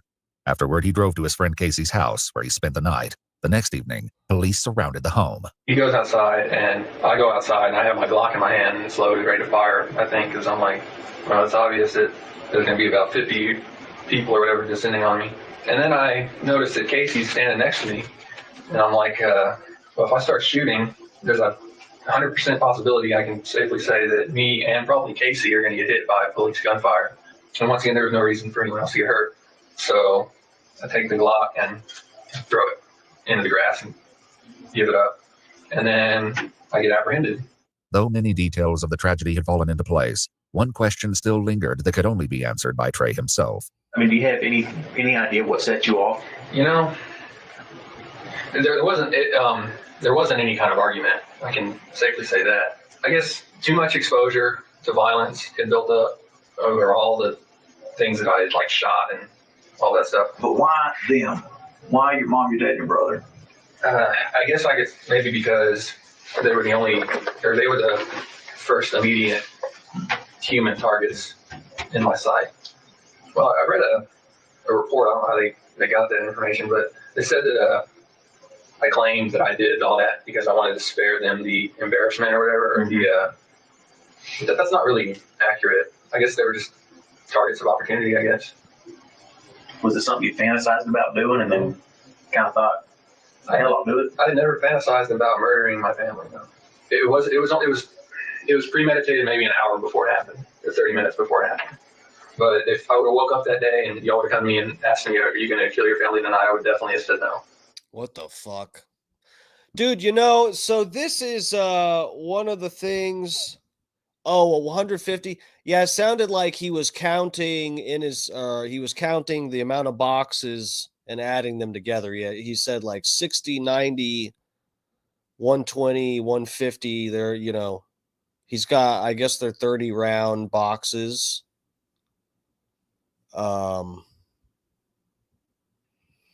Yeah. Fucking, what was I going to say? Oh, so this is a weird, this is like a similar argument as some people, for one, and I'm not trying to, talk shit or anything, but this is one of the arguments I've heard, for instance, Bubba the Love Sponge sort of hint that he sort of follows this line of logic where of the same as people that say video games. I remember him saying this in reference to raising Tyler, his son Tyler, that he didn't let Tyler play Call of Duty or any kind of like shoot 'em up type games. I think he actually used that term, shoot 'em up. I don't know. But because it's like it's desensitizing to violence and stuff like that. This has been a thing that I've thought about since I was like a kid. And because I remember being younger before I was 18, and this was like, there was actually some stores in Tampa that legitimately would not let you buy a parental advisory CD unless you had ID showing you were over the age of 18. It's crazy. I don't know if anyone else actually dealt with that, but when I was a kid, it was like hit or miss, especially at when we'd go to the mall, to West Shore Mall in Tampa. They had a place called FYE, For Your Entertainment, and you'd go get whatever latest albums that came out. They would have it there on CD. And there was a couple times I got denied in front of my friends too. They were like, you tried to buy an adult CD and they denied your little twinkish goth ass. But yeah, dude, I don't agree with this. So this is the thing. Desensitizing, I feel like, number one, life just does that to you. I think if you just watch the news, you'll be fucking desensitized. You don't have to worry about the desensitization of people causing actual violence, being desensitized to violence. I think it's if you actually if you raise your child to value human life, then desensitizing doesn't matter. And good examples of this are people like doctors. And I've even, the reason this analogy came up to me, because it was actually, I thought about this when listening to Bubba's show, when Bubba was being, speaking as a proponent of this philosophy that of not letting your kid play certain video games because they're violent. Because Dr. Dan, there's plenty of days when Dr. Dan is casually describing a medical procedure while on Bubba's show. For those of you that may not be familiar, Bubba the Love Sponge, it's the Bubba Army channel on YouTube. I do, some parody stuff for them here and there. It's been a while since I sent something in because I've been so busy. But I have a podcast on their channel, and I do some parody songs for them and whatnot. Huge fan of the show. But anyway, and Bubba, one of his co-hosts, he has a rotation of some of his co-hosts that come in, and one of them is a doctor, a plastic surgeon named Dr. Dan, who does fantastic work. Word on the street, I mean, it's unanimous that Dr. Dan does fantastic work, even though I have not had any kind of procedure done by him. It would be an honor, though. But he also saves people's lives. He's done, he had to work as a surgeon. I forget where they said it. Wasn't it Louisiana, right? And he saw some really violent, fucked up shit, and he's actually saved people's life when he's seen a car wreck on the side of the road and shit like that. He's a legitimate hero. Despite his career being in plastic surgery, he does still save lives on the side. It's pretty crazy. But anyway, so this is what I think about with Dr. Dan is he will casually be describing some breast augmentation procedure or a vital procedure, a life-saving procedure about something with a gunshot to the brain, when talking about having worked in this hospital in Louisiana, and all kinds of crazy, violent, gory medical stuff. And it grosses me out. I really don't like medical stuff. I stay away from doctors. I really try to treat my body well, so I have a good excuse to stay away from doctors, okay? But Dr. Dan is a fine example of what I'm talking about, where clearly, if you have no matter what kind of surgeon, if you're getting a surgical procedure done, you want a doctor who values human life, avoids human suffering, unwarranted, useless human suffering, and also is desensitized. You want a doctor who's, when they go into surgery, they're just going, it's nothing to them. It's like a mechanic working on a car, how desensitized. That's what you want. You don't want a doctor who's going to be like, okay, I gotta fix this man's heart or whatever. We're going to do an open heart procedure, and they cut you open and you start to bleed and they fucking throw up into your chest cavity. You want a doctor who's desensitized. This is Dan is one of the nicest people. Depending on what mood you catch him in, depending if he's on a well-deserved ego trip. Let me put it that way. But no, Dr. Dan, like they say, he's a dick till you need him. Dr. Dan helps people out a lot. We all know through all of the crazy stuff that happened in 2020, he was a big help to people. I'm not even going to get into the details about that right now. But, so regardless of Dan being very desensitized and being able to be a fucking surgeon, he isn't a piece of shit. He's not a murderer. He doesn't have victims that he's just on the side taking people out. He doesn't double as a serial killer at night. His double life. He's secretly a serial killer. Just because he's desensitized. That's not enough of an excuse to become a piece of shit. That's what I'm saying is, as long as you truly do value human life, you have good values, you can be as desensitized as you want in theory. On March 21st, 2012, one day after his arrest, Trey called his grandmother, who just lost her son, and his Aunt Liz, who lost a beloved brother. Is this ad about? Okay, I paused it.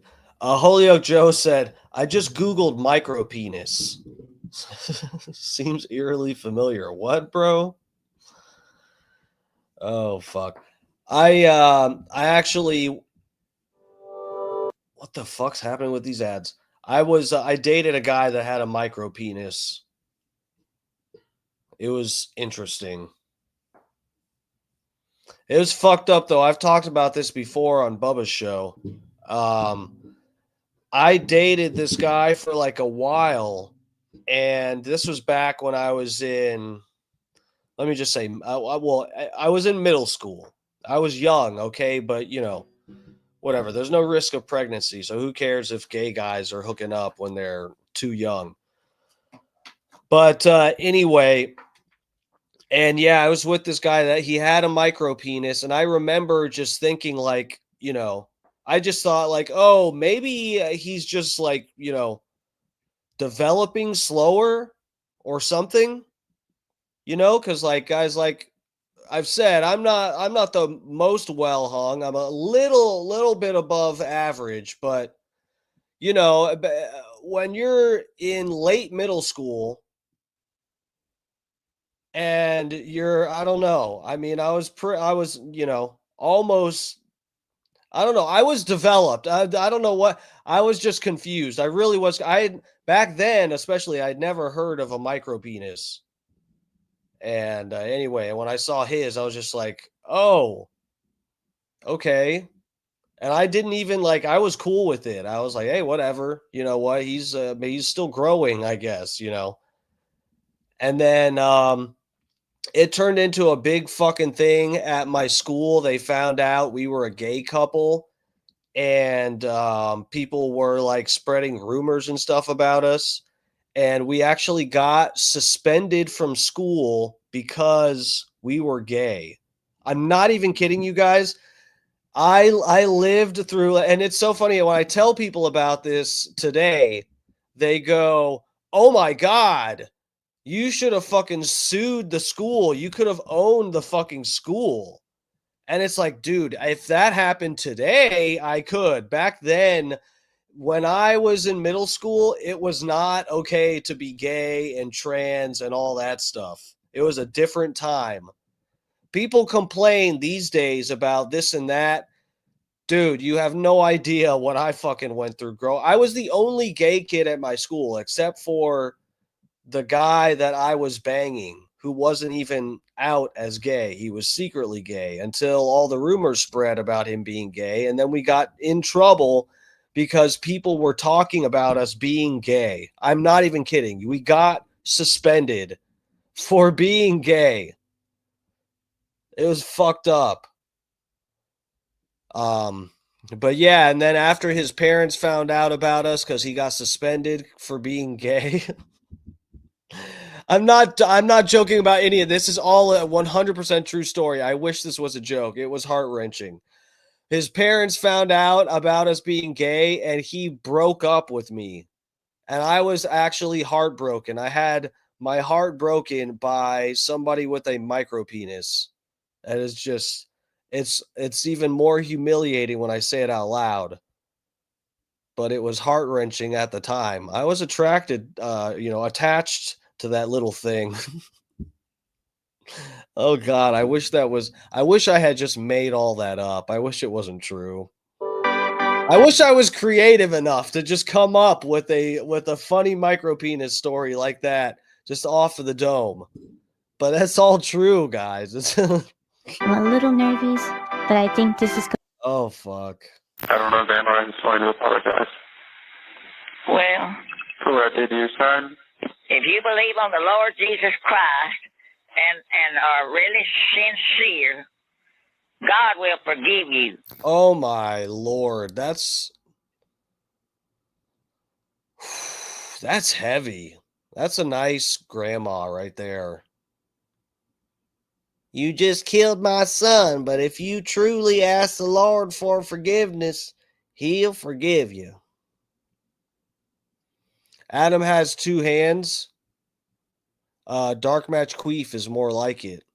What? Is more like what? I didn't queef. What are you talking about, you dildo? I'm in character. I'm playing a gay character. I just told a gay story that my gay character lived through when they were a young boy. A coming of age story. Pun intended. Pink Puma said, I dated a guy with a micro penis also. Haha. Yeah, you know, it's funny. I don't know. I feel like people are a lot more tolerant of that than you know, I guess the assumption of, or I guess in the zeitgeist, like how I'm sure like everybody is like, you know, deathly afraid of having a micro penis or something. But it's like, I feel like people don't care as much. You know, there's like some people that are straight up size queens just in life are like that. And then I think the majority of people, everybody else sort of like, hey, you know what? Something like that, especially, I mean, you can fucking work out and get a different body type or whatever, but there's only so much you can do about the size of that without being ridiculous, like getting a surgical implant or something. You know, most people are like, it's everybody gets it. You're born with what you got, and you gotta just like have fun with it. Do your thing. I don't know what to say. I know you love your brother. I did. I love my dad. It blew us away what you did. We don't understand it, but we still love you. My whole family is dead. I'm so sorry. I know you are. I don't think God will ever forgive me. His Aunt Liz visited Trey in jail on April 8th, Easter Sunday, where she was left haunted by his spine-chilling words. And he says, Aunt Liz, I don't want you to be disappointed in me. And then he voluntarily, out of the blue clear sky, said, Aunt Liz, I just want you to know that they did not suffer. And his whole voice changed from sweet to, I made sure of that. 22-year-old Trey Eric Sessler was ultimately charged with 3 counts of capital murder. On August 2nd, 2012, after entering a plea of guilty on all counts, he was sentenced to life imprisonment without the possibility of parole. He's currently being held at the C.T. Terrell unit in Rocheron, Texas. This is Trey Sessler, or as you know me, Mr. Anime, signing out. Goodbye, my friends. Iwu reached out to Trey for an interview. He responded in 2024, stating he has no new information to offer and suggesting there are far more interesting stories than his, adding, the memories associated with what I was involved in are best left alone. Trey's YouTube channel, Lynn's... Yikes. Well, that's it for that. Let's move on to the next one. See if we can have a little fun on this stream before it ends. As of right now, that was just me trying to barely maintain control of this ship until it collides into a fucking iceberg of horror and bloodshed and pure depression. What is this? Oh, Pink Puma learned how to play with that little peepee also. Gay caricature or not, you're a cool fucker, DMS. Thank you. I appreciate it.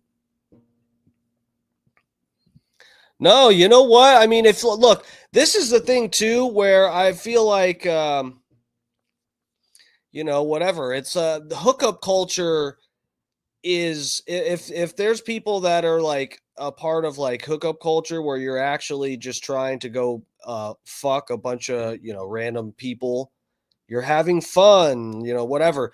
That, I mean, if you're that kind of person, you probably are avoiding people with micro penises. But if you're actually somebody who you just like met a guy or a girl and you like them and you actually have a bond with them before the two of you get naked, then it's like the rest of it's almost, I mean, I won't say doesn't matter, but it's, you know, you make it work. I don't know. Cap Productions remain. Oh yeah, let me get out of this. Who gives a fuck? Kid's in jail, family's dead. He still has more subscribers than me. Let me drop this. I don't want you guys to see my history. I got things working in there. I got all kinds of stuff going on in my history.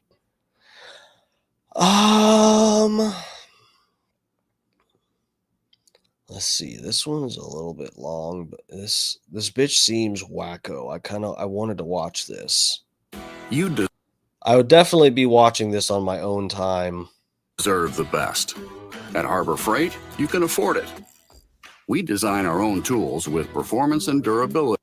This is I'll go to Home Depot, thanks. Morgan, better known to her thousands of online followers as Unstoppable Morgan. And oh dear God, Unstoppable Morgan.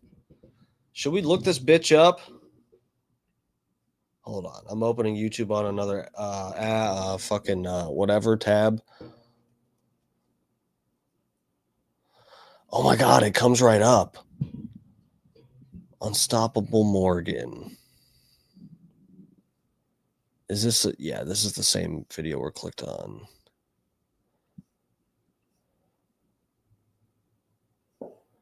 So this happened like a year ago. Oh my God, her channel's still up. Oh my God. Wait, what?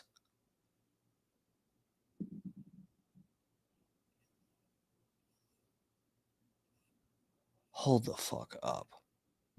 She has a video about getting, hold on. Let's see if she gets locked up here. I totally don't know what the fuck happens. But she has a video talking about getting out of jail, but it's from 8 years ago. But this video we're about to watch says something about 2023. Let's get into it. in the summer of 2023, she proves that the name is earned. Taking some time off from her usual travel videos, Morgan immerses herself in a summer romance that turns into a living nightmare of venomous allegations and twisted mind games involving money, reputation, and even violence. The question, is Unstoppable Morgan the innocent victim of this madness, or is she the architect? And now he has my dogs. Now he has my dogs. Now he has my dogs. It's August 16th, 2023, and is she acting, guys? There was a little clip of this that looked kind of fake to me when I initially clicked on this. I think this bitch is fake as fuck. Sparks, Nevada, and the Washoe County Sheriff's Department gets a very unusual call. Hi, I'm calling to report a crime. Okay, what crime? Extortion. Okay, where did this occur? It occurred online. I had called the FBI last night, and they told me I needed to notify the local authorities as well. Okay, is the computer at your house when this happened? No, it's being done via social media. Okay, what is her relationship to you? She's my ex-girlfriend. Okay, and what exactly was the extortion that she made? She wanted $400,000.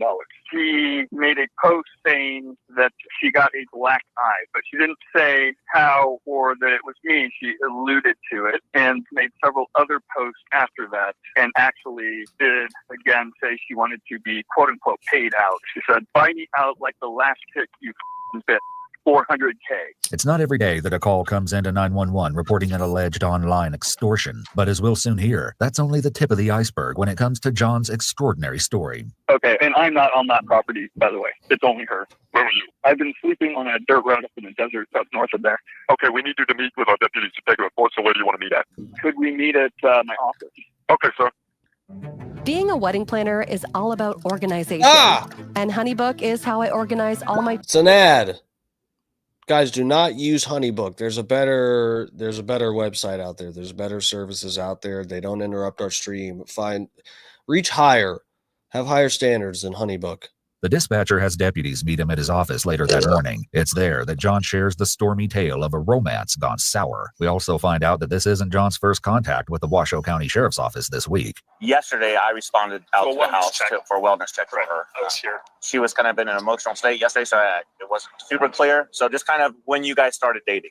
We started online dating, phone, distance relationship, and how did you meet her? Online. She's a YouTuber. Okay. She has an online presence. Okay. John goes on to explain that just like thousands of her followers, he was a fan of Unstoppable Morgan's YouTube channel. The pair met online and started dating. Soon, he invited her home. She had these ideas about, what she wanted to do for her next project, for her channel, and this and that. I got space. Why don't you come on out this way? So she came out this way, stayed for about a week.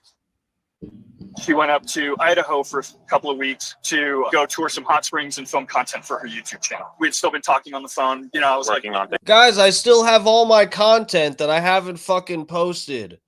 I still have to go through all of this footage I have. I don't know how exactly to disseminate it because I kind of don't want to go through editing a whole fucking I don't know. I kind of don't want to go through editing a whole fucking video and it like I'm doing it on my phone. iMovie on my Mac is fucking weird and it's so clunky and like I can figure it out, but it's just like I don't like using it. It's so easy to fucking do it on my phone, but when I have a larger video, it I don't know what the deal is, but it always gives me trouble uploading it. But I was almost thinking one thing I can do. Yes, I'm talking to you and everybody else in the chat, Fat Pig. One thing I can do. Oh, thank you. Great show tonight. I appreciate that. Oh, you're Holyoke Joe. Go fuck yourself, Joe. One thing I could do though is I could. I think I might do this. Is like one night coming up soon. I'll have all of the videos.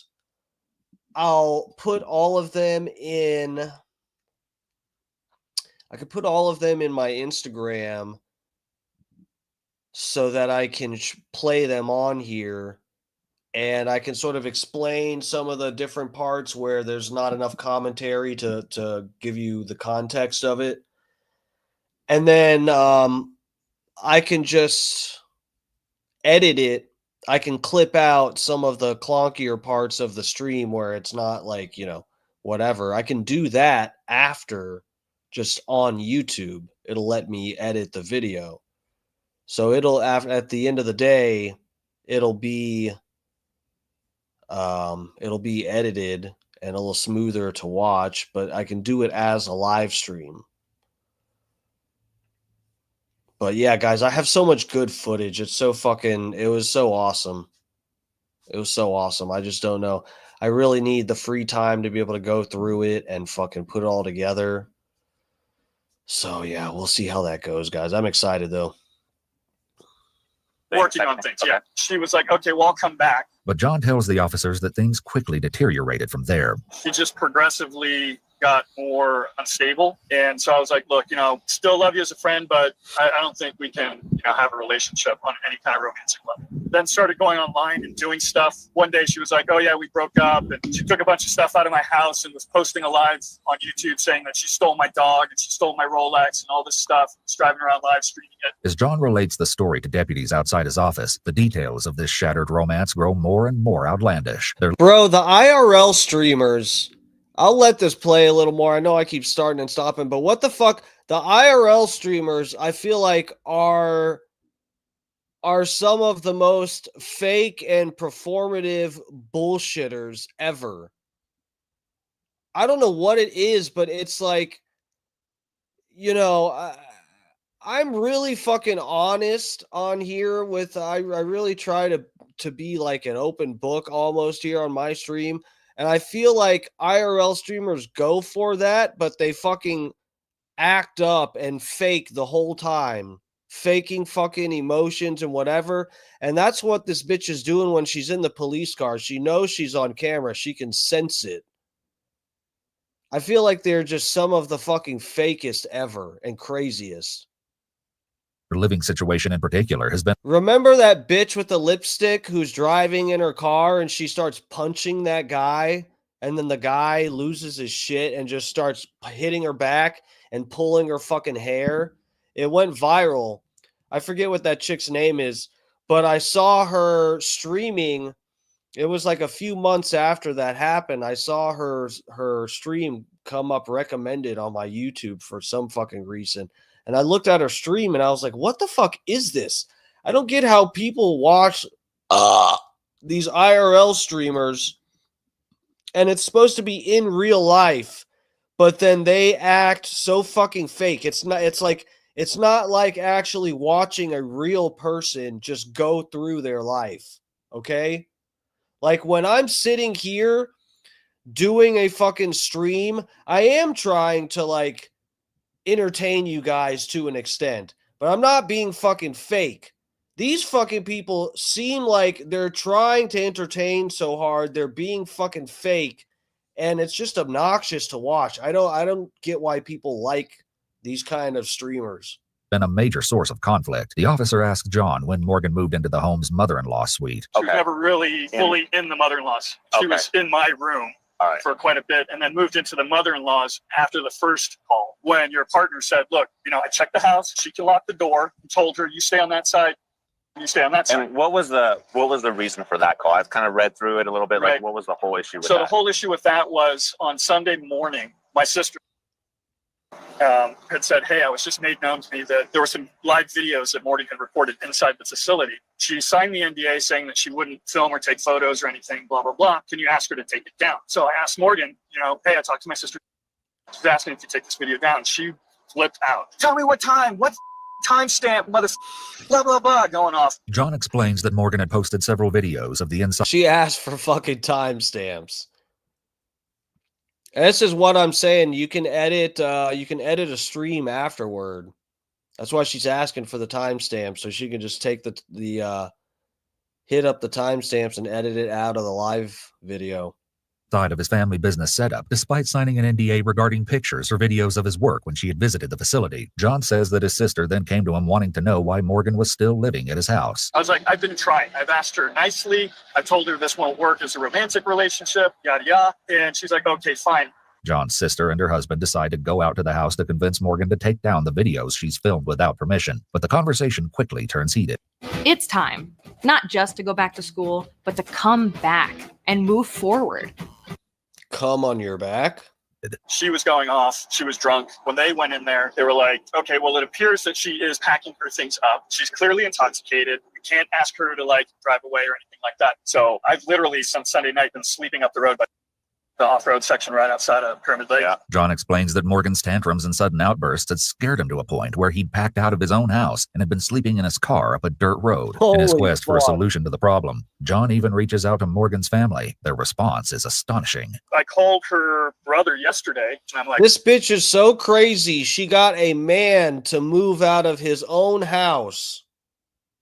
I don't know what's going on. Your sister's been drinking for a few days. She says she's going to leave. She still hasn't left, and I'm not sure what to do. He literally responded, you do what you got to do, man. She's just had an ongoing issue with everyone in her family. Her brother was like, if you got to try to get her 5150, this, that, and the other, he's like, you just do what you got to do. 5150 is a reference to laws that allow for the detainment of persons experiencing a mental health crisis. Damn. Meanwhile, John tells the deputies more dark details about the messages Morgan has been sending. No, I want $400K for my silence. I'll leave. We had the guy in the last video needed a 5150.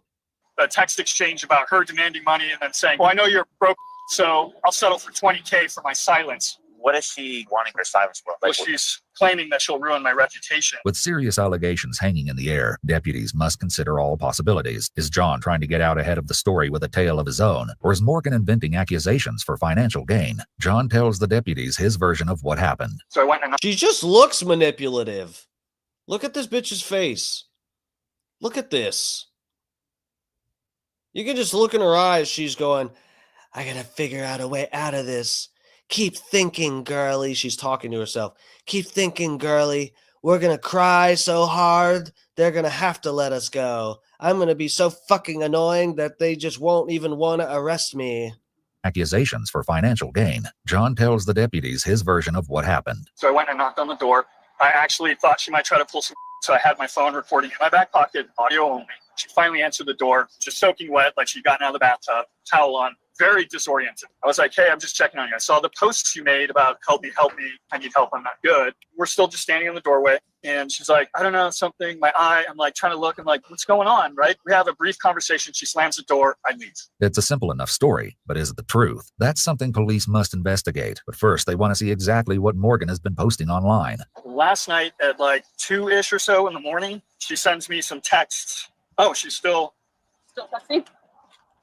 She's still texting. That's the most recent text. She's trying to say that because of her antics, she's gained more subscribers and is making more money and then demanding $400K. She even sent her bank account screenshot with her. Bro, look at this. Guys, I did not pre-watch this.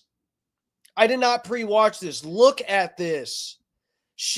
This is what I told you guys. These IRL streamers are the most fake ever.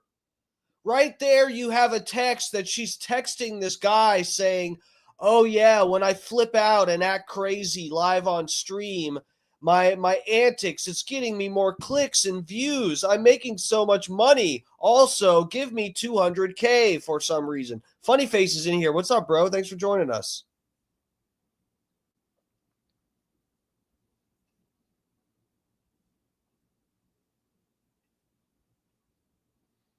Well, who was talking about online dating? These two?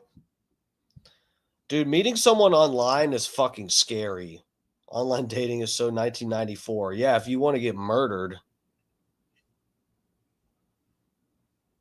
Aren't there better editing programs, not Clonky, just cut out the boring parts and let it roll? Yeah, so there are. I'm just not familiar with them. And the iMovie is like free. And that's the thing. It works really well. I'm telling you, on my phone, it's like all my parody videos and stuff. I made all of those myself on my phone. I know how to use it for the most part. And it's easy. It's crazy how much more complicated they made it for your actual MacBook Pro. The mobile version is a cakewalk. Steve Pennington over on the Facebook. What's up, bro? I think you just hit the like? What's up? Thank you. I saw that. Hey, DMS, are you on YouTube? Can't find you there. Yeah, if you look up Dark Match, one word, and then space Steve, it should come up. But yeah, I saw Scott Starbird. I forget how he searched it where it actually comes up. But yeah, I'm on YouTube. So Steve, if you Steve Pennington, if you go to my Facebook page and you scroll down to my posts from last night. Last night I didn't do the stream live on Facebook. I did it on Rumble as well instead of Facebook. I used 3 different locations where I stream it. But I rotated Facebook out and used Rumble instead because of the subject I was covering. I knew would do better on Rumble than on Facebook. But if you go to my Facebook, I posted a link to my YouTube channel. But the link will take you to the stream from last night. But if you click that, you'll go to that stream from last night, and then you can just click on my profile picture. And it should take you to this live stream I'm doing now, if I'm not mistaken. I think you got it? Yeah, thank you, sir. Thank you for the support. Thanks for asking. But yeah, wherever you're at, get in the chat. I got you all in one spot here. So don't worry. If you just want to watch on Twitter or Facebook, is fine. Routing info and everything. She's saying she wants some money for silence, and then she started posting early this morning around 2 or 3 a.m. photos that apparently that she's taken down that showed that I had physically abused her. Do you have those photos on here? Can you? Yeah, they're in the email. As the deputy reads through the posts, he finds a message in which Morgan references something ominous. What's this? Unstoppable Army. What is that? That's what she calls her followers on her social media platform. Okay. Like the Bubba Army? This bitch is a fucking... I'm sick of this hoe. The moment Unstoppable Army. I loved our Subaru Outback most Thank goodness. was the moment Police now understand that Morgan's threats have teeth. Her popularity on YouTube gives her a wide audience, and her loyal followers will likely believe any allegations she makes against her ex-boyfriend. John also explains a little more about how the situation between them deteriorated so drastically this week. I had given her till yesterday at noon to be gone. That was the deal that we agreed to via text. She said, okay, fine, I understand. I'll be out. And I said, the other option is that I will have to go down and get an eviction notice filed for you. So you pick. And obviously she didn't like that ultimatum. Probably not the smartest thing on my behalf to even state that. But Yeah. You mentioned here that you contacted the FBI. Yes, last already? night. Last night. Yes. Okay. What did the FBI tell you? They took the report and then they said call in and report it to local authorities. Okay. And I planned to do that this morning, but by the time I woke up, I had already seen all this stuff that she was putting out. So I immediately called as soon as I woke up. Oh, here she just posted again. 400K and I'll shut up. Ask to write the check 2 minutes ago. John seems to have all the evidence he needs. Nonetheless, the deputy explains that bringing this case to resolution may... Bro, what the fuck? And watch this. They got her in the back of the police car. I think I had skipped through it in the front. Not sure if you guys got to see all of it, but they had put clips of her, little foreshadowing, spoiler clips of her flipping out in the back of this police car. Let's watch this fucking fake ass IRL streamer bitch. Let's watch her pretend she's the victim after sending this guy these fucking text messages, these aggressive fucking blackmail text messages. Let's watch it.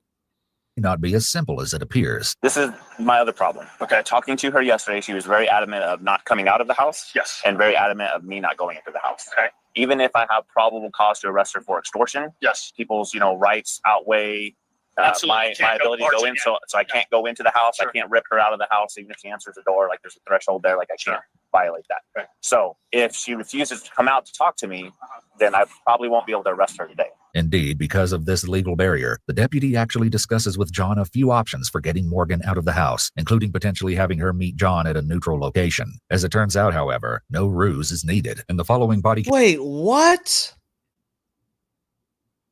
Oh, Grumpy, what's up, bro? Thank you. I appreciate it. Yeah, dude, hit the subscribe button. Everybody welcome Grumpy in here. Thank you, sir. Thank you for coming over to the YouTube. God, what was I going to say? Okay, hold on. I don't want to rewind this because it's already getting late. But that is a weird... I have never heard of a legal barrier like that.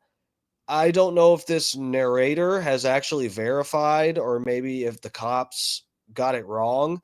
But I've never heard of somebody having a warrant for their arrest, and even if they come to the door, you can't grab them and arrest them. I've never heard of that. So they have to, the cops and this guy are having to concoct some plan to get her out of the house so they can arrest her. That is weird. That is complex. Cam audio, we join the deputies as they make contact with Morgan at the house. Hey, Morgan, how are you? It sounds like it's actually the cop is fucking retarded and he's just scared to get sued. Lose his, what is it? I don't know what they call qualified immunity, right? Okay. You okay? What's going on today? Nothing? No? There was some posts about you injured your eye. How did that happen? Someone hit you? When did it hit you? I came back and we're not ready to talk about it. What if you talk to my partner? If you No, I'm just my part is coming. Okay. I would like to talk about that with you. Just so we can make sure you're okay. Yeah, I'm fine. Can we come in and talk to you? So that was. Do you have a light? Can I turn the light on? Sure. Because Morgan lets the deputies inside willingly, they no longer need a pretense to lure her out of the house. And when did this happen? You said yesterday after we were here? Monday. Oh, it happened on Monday? Do you have your phone? Were you able to call the police? For what? Well, I mean, that's a battery. It's not okay to Well, I feel like I'm making entice him a little bit. entice them. Well, Because I'm still here. Perhaps sensing that something is off about Morgan's claims, the deputy tries to get more details about the altercation. Tuesday it happened. So that was yesterday, right? And you said it was after I came out and talked to you yesterday? Yeah. Okay, so Guys, this fucking psycho has more subscribers than me. I'm actually pissed off. Is this what you want, YouTube? You want me to lose my fucking mind on here? And then you'll subscribe to my channel? You want me to lose my actual shit and start banging one of my subscribers? Who will it be? Fat Pig? You guys want me to move to Atlanta, Georgia into Fat Pig's house and start fucking him? What do you want? So he came home. What was the conversation he was upset about? Why the you still here? Okay. Anything else? It just started with that? Yeah, just like, why are you still here? You. At what point? Got like super frustrated. He just like kept asking me why I'm here still. He just came at me. Morgan tells the deputy that she has a recording that will demonstrate the truth of her claims. She pulls out her phone and plays the evidence for all to hear. And this is all from yesterday when he was here? No, when he called me after. Oh, when he called you. Okay. Why are you calling me? You know why? No, I don't. No, you do. No, I don't. Yeah. What? Please tell me. I was like looking at my phone and like looking at like 911. I'm like, should I call them? And so that's why I was calling you. Like, do I Did you call them? No. And I wasn't sure. What are you saying right now, Morgan? That's what I'm saying. Like, I wasn't. What you're talking about? Yeah, like I wasn't sure if I should. Like, should I? Why don't you? What are you gonna do? Yeah. Why would you call them? What for? Extremely abusive and threatening me. What did I threaten you with? My life. I did? The recording doesn't get the deputy any closer to resolving the matter, but it seems Morgan herself is eager to put the whole thing in the past. He's a nice guy. Like I said, I feel like I enticed him. Like I'm still here. At Digital Academy of Florida, students across the state receive the What the fuck? We got this crazy bitch recording phone calls, and she's just the whole phone call is just her beating around the bush. education they deserve.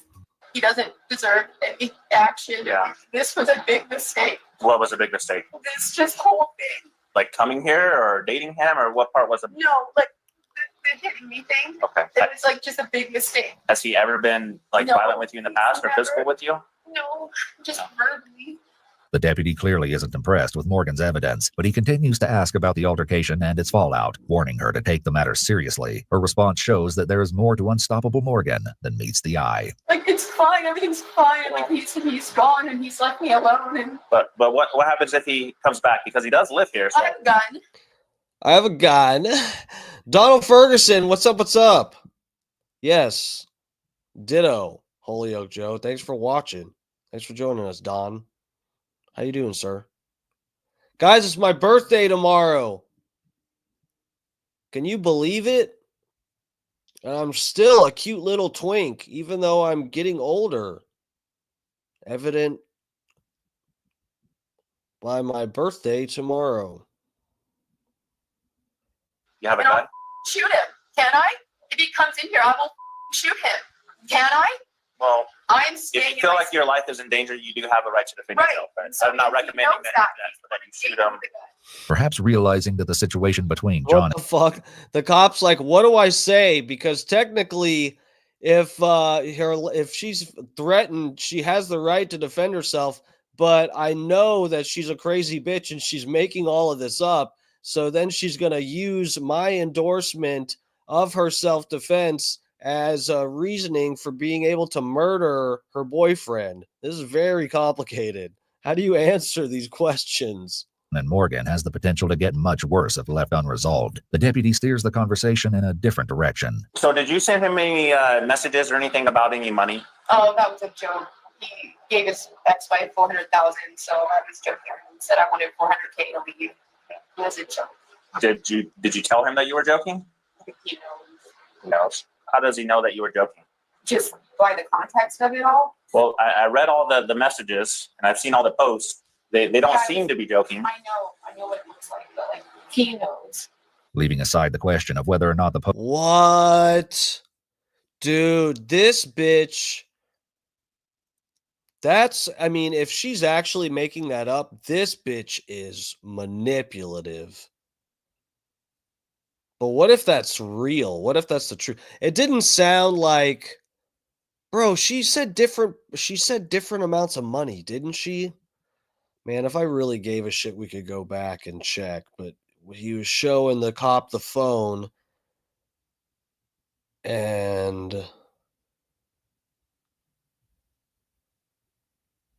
no.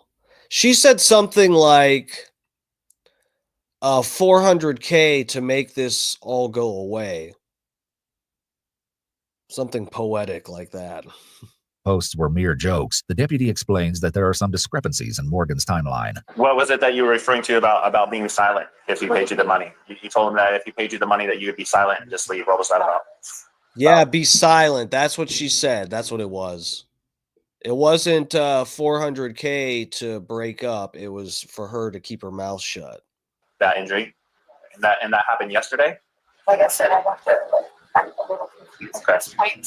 It's like very So, well, you said that it happened after I would talk to you yesterday. Yeah. Some of those messages were before yesterday. What were those about being silent and just leaving? My God.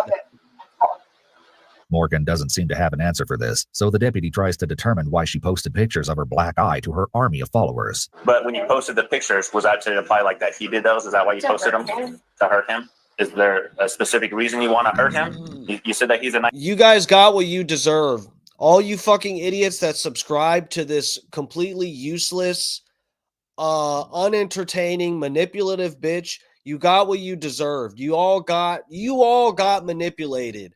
I bet she posted those and her stupid army of retards got completely worked up and fuming. Absolutely. I bet it actually ruined some people's nights. That's what you deserve for being that stupid. You deserve that. You get what you deserve, internet. You guys won't subscribe to my channel, and I am a very honest person, and we try to just have a good time on here. I'm on my off time. I'm not spending my time manipulating other people or like the last video we watched, plotting to murder my parents or something. Oh, God. Sorry. Yeah, you got what you deserve. Nice guy, and he's let you stay here. The reason that this bitch is obnoxious. I can't believe so many people. She had 150K, 150,000 people that got manipulated by her, and she posted her pictures of her probably fake bruises, and they all went, "Oh my God, we're gonna find this piece of shit." You're all stupid. Posted those to hurt him specifically. Well, that's something I had to ask myself. And so it's like this tit for tat thing going on right now where he's like, I want to destroy you. And I'm like, what actions has he done to destroy? Grano Reaper's in here. What's up, bro? You keep sending subliminal twink messages. I'm also sending direct twink messages. Yes. All right. See you later, Grumpy. Thanks for checking out the stream. Oh, thank you, Pink Puma. Happy birthday. Donald Ferguson, thank you, sir. I appreciate it. Junior Coltrane, what's up, bro? Believe all women is what all women say, yeah. I agree with you, Holyoke. Men are better at sex. Men are better at butt fucking other men. Women just aren't good at butt fucking men. It's weird. Guys, have you noticed? It's really funny. I've seen a few videos. Like, there's one where it's a guy where he gets his wife to try to hump. Have you guys seen that? It's funny, like, when I've seen just weird, and it's not women pegging men. It's not what I like, but I've seen those things come up, you know, just when I've been scrolling on Twitter. I watch most of my Piz or and stuff on Twitter. And it's funny how chicks just can't like hump the way a man can. I don't know if it's because of the way men's hips are and stuff, but it is funny. Like women with a strap on, they don't like men can naturally just get into oh, you saw that where the guy gets his wife to like try to hump and do it for more than a minute straight, and she's just completely wears herself out. He's like bent over a pillow or something, and he's like, all right, go. And she's like, and she can't like get a rhythm going. I think men naturally, just the way that men are built, they can like get a rhythm going, just like ba ba ba ba ba, you know? That's probably too much, guys. Sorry. Okay, let's go back to the video. Are you threatening to, he said that I need help and I need to be in a mental institution. Okay. And he was like, I need to be in a mental institution. That's true. Yes, he's hitting the nail on the head so far. The cops are still on his side. You're gonna need to come up with something else. I'm going to make sure that you get there. Okay. And I was like, why would you do that to me and my dogs? Do you think he's trying to destroy you by saying that you need to maybe get some help? Do I need help? No. No. I am 100% mentally sane. Okay. Morgan takes the topic of her mental health off the table, but she lets the deputy know that her anger at John comes from a wellspring of betrayal. Why do you hate him so much? Because he just tricked me. How did he trick you? He just tricked me. He told me everything I ever wanted to hear. And coerced me to come in here, and then I left, and then he coerced me to come back. And here we are. I just feel like such a fool. It was just me lying about everything. I wanted a family, and I wanted a baby, and we were having unprotected, and he's like, let's not try to have a baby, but let's not try to have a baby, and he just fooled me. As dramatic as these details may be, the deputy is more interested in hard evidence of wrongdoing. He makes one last attempt to get the truth about their supposedly violent altercation. So basically, she just said she's angry because he was pulling out. You could have said that in 5 seconds, like I did. How many times did he come over here yesterday? No, he didn't come over. He's just been driving past. So he didn't come over at all yesterday? Like I said, I have to look at my phone when it comes to the altercation, but after that, he's been gone. Will you look at the phone and see when the altercation happened? Because yesterday when I talked to you, you didn't have the black eye or anything. Right. But now you tell me that he didn't come over here yesterday, so I just... No, I didn't say that. I feel like I need a lawyer. You want a lawyer? You don't want to talk to me anymore? Okay. Morgan is clamming up, but the deputy reveals that he knows more than he's let on thus far. Would it surprise you to know if I told you that John recorded that conversation because he thought that there might be some allegations, so he recorded his conversation with you when he came home yesterday? Okay. And in the recordings, it doesn't sound like he was being violent or anything. Right.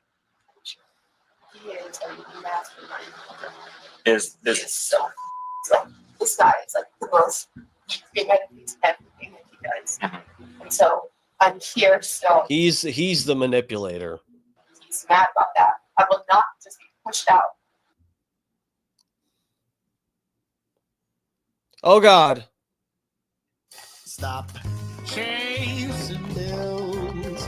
That's a choppery eye. There's a detailed account of John's recording in the official police report. In that account, it's said that John knocks on the door for approximately 8.5 minutes before Morgan answers. John says he's just checking on her, and Morgan replies that she is good, but her eye is not. Observing that she's all wet, John asks if she slipped in the tub. Morgan says no. John asks her, did you slip on the floor? This time, Morgan says, yeah. John attempts to get more information about what happened, but Morgan simply says, you tell me. The police report notes that the audio conversation is consistent with John's verbal statement. Unfortunately for Morgan, the recording is not consistent with her story of John hitting her. The deputies know that she's been lying to them, and the next step is inevitable. Do me a favor, ma'am. Go and stand up for me, please. I'm just trying to think. I mean, it's just fucking weird. I'm honestly trying to be charitable of this bitch and think what if he is manipulating? But it's just shit just lines up with his, and she seems so fake. You see the video of that guy who paid $20K just to hug his OnlyFans lady? What a moron. Bro, I did not see that. What am I thinking of? I saw something. I don't know if that is what I'm remembering, but I've heard a few pathetic stories with people and their OnlyFans subscribers where they're what did the one guy, I thought he paid to meet this person or something. I forget what happened. And then she tweeted about it and she said something some fan just paid $20K. She didn't even tag the guy in the tweet or something. She said some fan just paid however much to meet me. Maybe that's what I'm thinking of. Maybe that is a story that you're talking about. But yeah, I've heard some pretty pathetic OnlyFans stories. I'm broke as fuck. Need someone else to work for my money. True. I feel that.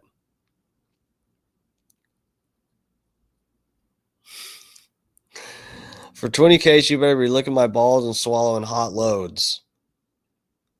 For 20K, I better not. I better around the clock. My balls better just be completely empty. My balls better be shriveled up, empty. Come over here. Why? Ma'am, please just stand up, okay? No. Ma'am, I don't want to do anything. What are you doing? Like, just stand up for me, please. Stop. I have Just stand 3 up. dogs. I understand that. Hands behind your back. I have 3 dogs. I can't go to jail. I have dogs. I have subscribers. I'm supposed to stream tonight. Ma'am, relax. You are not doing this. What are you Relax. doing? Morgan, just relax. Why, you guys? Why are you doing this? So, Morgan, I told you I'd explain it to you. All right. So right now, you're being arrested for extortion. Okay. Extortion? Extortion. So For the $20,000 for asking for $400,000 for your silence and for you to leave. Right.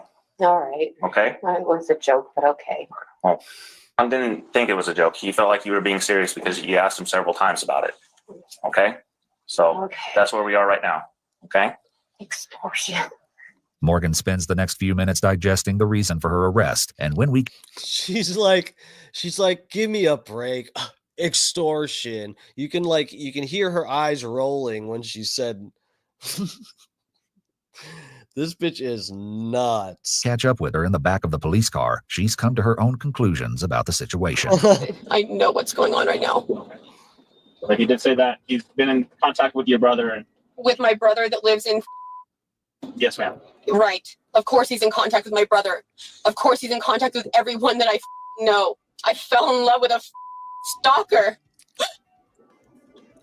And I know why this is happening because I know that family owns this town. Morgan believes that she's the victim of a powerful conspiracy, and she blames the deputy for his part in her persecution. And how dare you? And you know what? Go to sleep tonight. Sleep on your pillow and know what you did to this woman. This is That was a fake voice crack right there. That was fake. You go to sleep tonight on your fucking pillow and just know what you did to this woman. Exactly what he See, I can do it too. I'm a streamer too. wanted. And now he has my dogs. Now he has my dogs. Now he has my dogs. If you want, ma'am, we could call animal control. No, please, no. If you want, ma'am, we can call animal control and they'll come over there and put them down. Will that help? We can call them and No, he'll be good. No. And that's what he wants. Morgan's emotions run from sadness to anger and back again on the long ride to jail. And scene. Yeah, wave hello and say goodbye.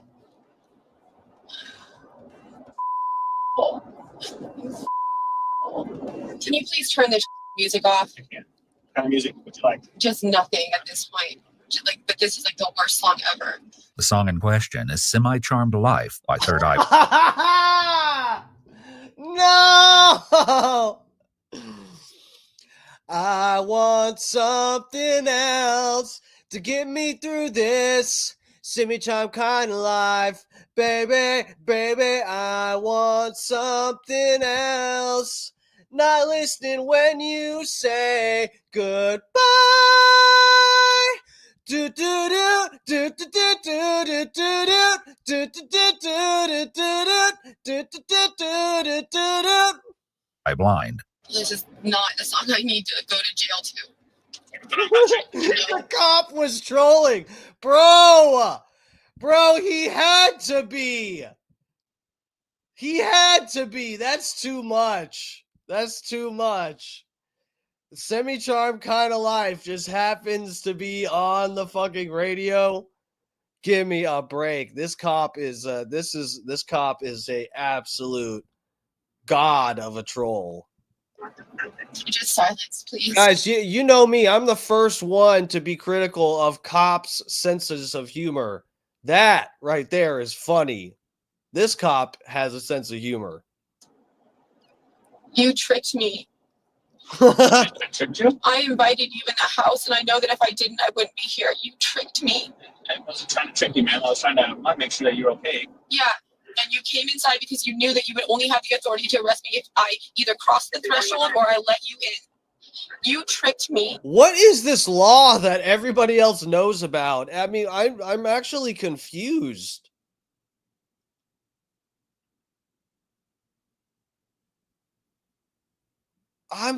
She must have looked this up or something.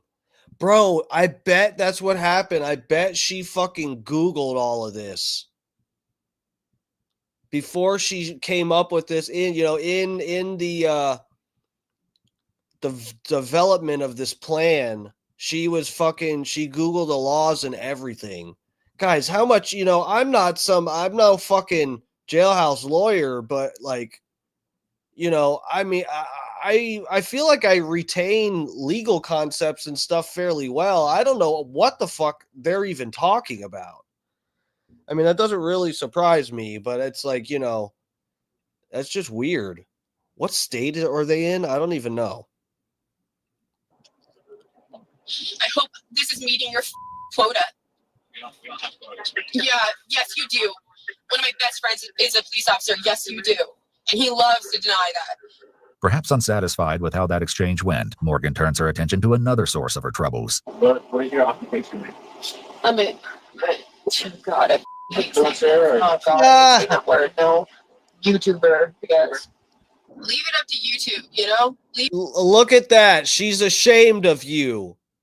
Look at that, chat. She's ashamed of you. I have no shame in telling people I'm a streamer and I love my audience. I love what I do.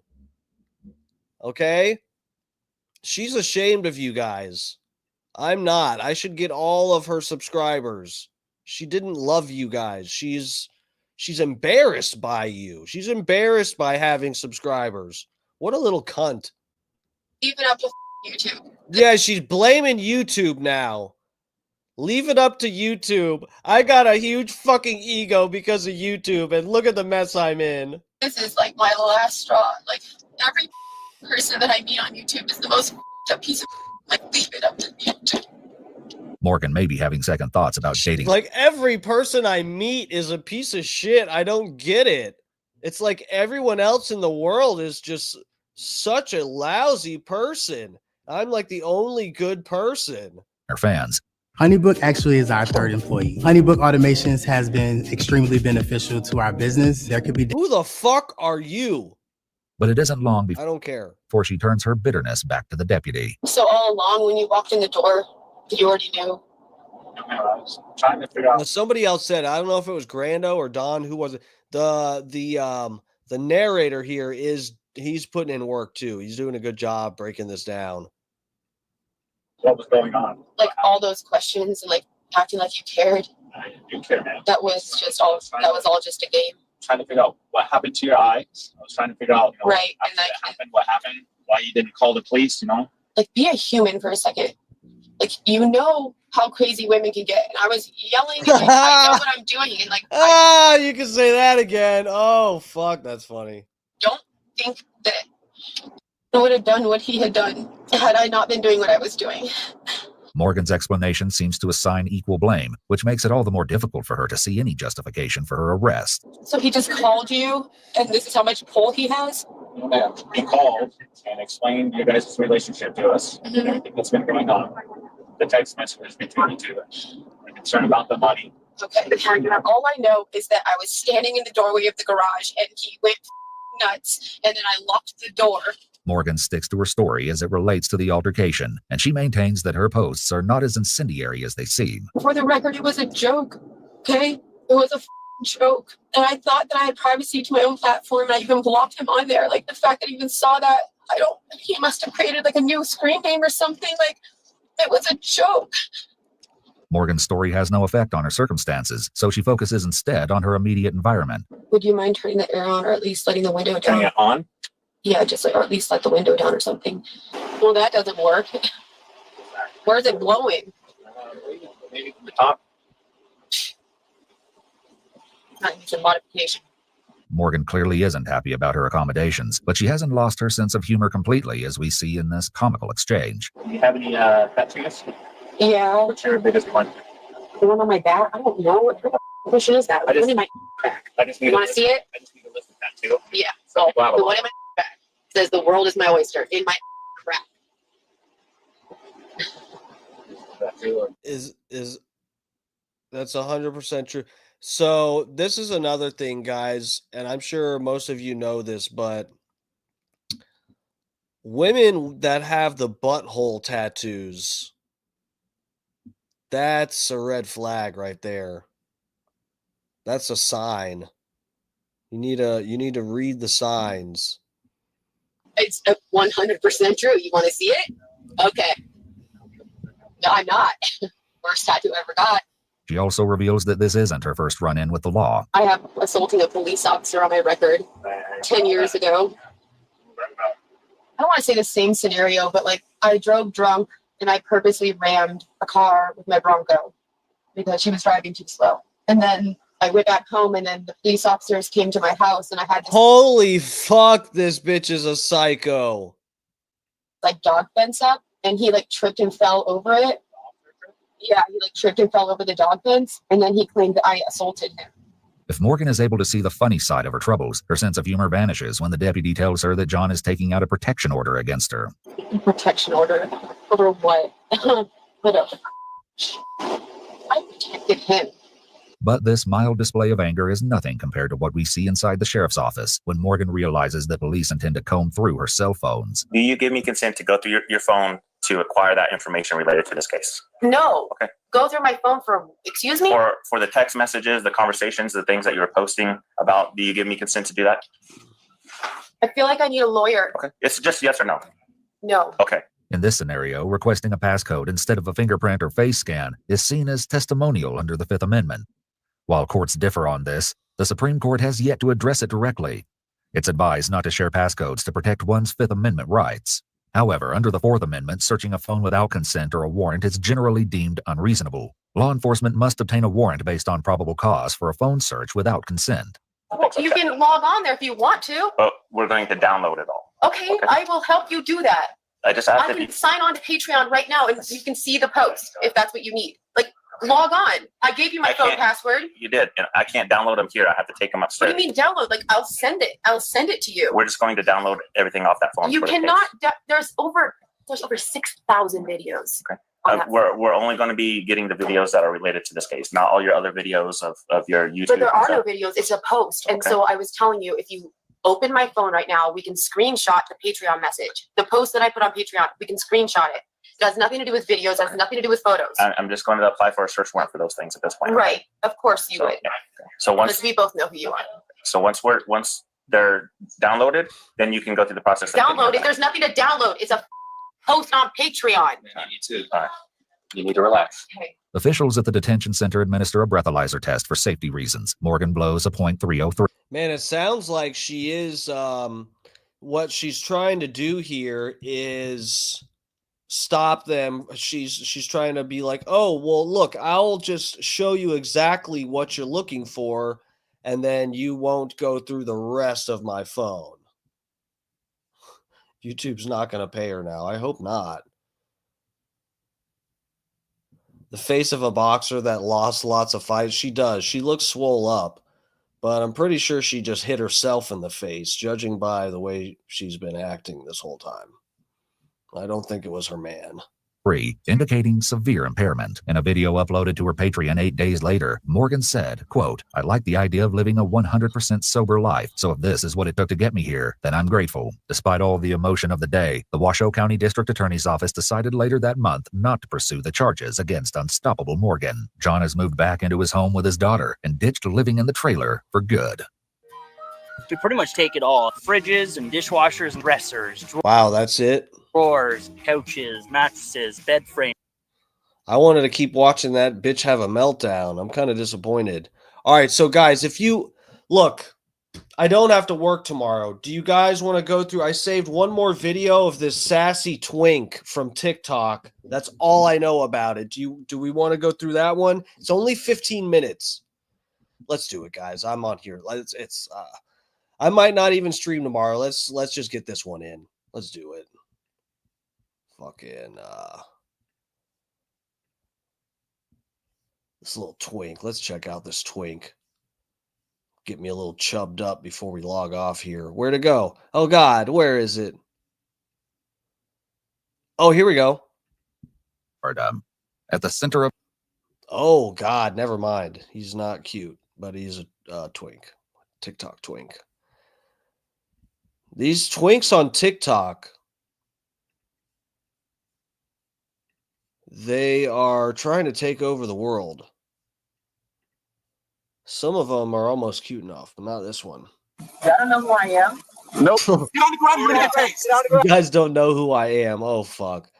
Oh, man. I hope I never get that popular that I think some cops should know who I am and not because of my record, just because of my TikTok. Holy fuck. That's sad when people they just believe their own hype to this extent. Like, bro, you got bots. You got fucking Chinese TikTok bots, bro. Don't let it get to your head. You can't take my phone. You can't take my phone. On March 28th, 2022, officers responded to several 911 calls about an alleged assault and bizarre driving in a Chick-fil-A parking lot in Sunrise, Florida. At the center of it all was TikTok personality Wyatt Yeager. Never heard of you. You're just some twink to me. You gonna suck your dick? I hope not. I have higher standards. The TikTok twinks I like are the those political ones. Who is it? Dean Withers. He's kind of cute, but he's I don't know about him. But the other one is really, really cute. What's that one's name?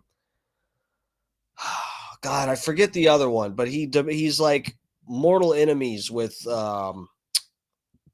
what's his name from The Crucible, Andrew Wilson. What's the Dean Withers and what's the other one's name? I used to, but Ben Shapiro looks like shit now.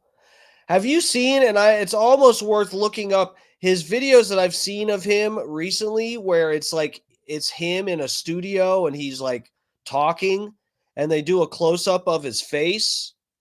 Guys, I mean, I know my camera isn't like, you know, the highest quality, but Ben Shapiro's camera straight up shows his like wrinkles with makeup on top of it.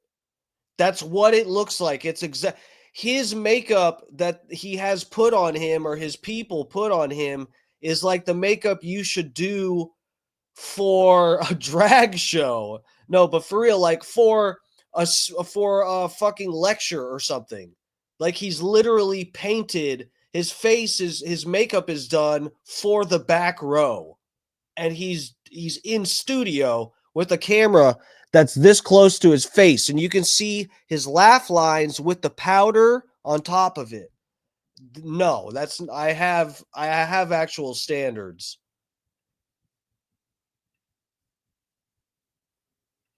Known by his handle, Icy Wyatt, he quickly took to social media to fight rumors surrounding his arrest that followed the incident. As you'll see, his version of events paints a very different picture than statements given by witnesses and what the police body cams captured. But was it a case of a fumbled arrest or an influencer behaving badly? You'll have to decide for yourself. The following never-before-seen footage gives us a glimpse into the bizarre scene that unfolded the night Icy Wyatt was apprehended. The guy got out of his car and pistol with me with a gun. Icy Wyatt. That's his online name, because they said a different name a minute ago. Never heard of him still. Calls continued to filter in. It said that to get a respected software engineering degree, I would have to put my personal and work life on hold. But WGU. Yeah, there's a guy driving around in a pink Mercedes. He almost just hit a lady with pushing a little stroller with his kids in the shopping center. I just saw a guy on a pink Mercedes SUV. Mm-hmm. He went down off his car, shirtless, shoeless, and started shooting the lady's car. Officers soon arrive at the scene. Okay, so what happened?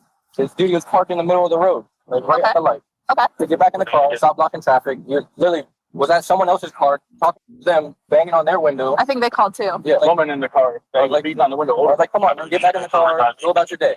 He goes, oh, look you, this and that, I got a gun, all this. I'm like, okay, whatever. That's this off right here. Okay. Threw the drink at me, so I got out of the truck, obviously. Once I got out, he walks back into his car, he grabs his gun, points it at me. I'm like, oh, where did they point it in my face? I turn around just to leave, and right as I turn around, he's whacking in the back there. There was literally a lady with her infant baby crossing the road, and he literally almost hit her. I saw everything. I have a video. This was after he After he hit him? Yes. He was chasing them inside the parking lot like a crazy. Like a crazy. As referenced over the police radio, Wyatt is making his own 911 call to report an emergency. I just pulled over because somebody tried to kill me in the car. Okay, tell me exactly what happened. This truck came up and tried to cut me off. So I pulled over to the next lane, and again, he tried to swerve into my lane and tried to hit the car. So Bro, these fucking, this is what I'm talking about, man. These fucking fake assholes out here. Guys, I'm telling you, I must be the realest N-word on the internet, because I'm just appalled at how fucking fake and trifling the rest of you hoes are. By you hoes, I mean other content creators, not people in the chat or anything. These fucking people, I just don't. Everyone's fucking bullshit sensors are completely out of whack to be making people like this popular. I'm just so disappointed in the internet tonight, guys.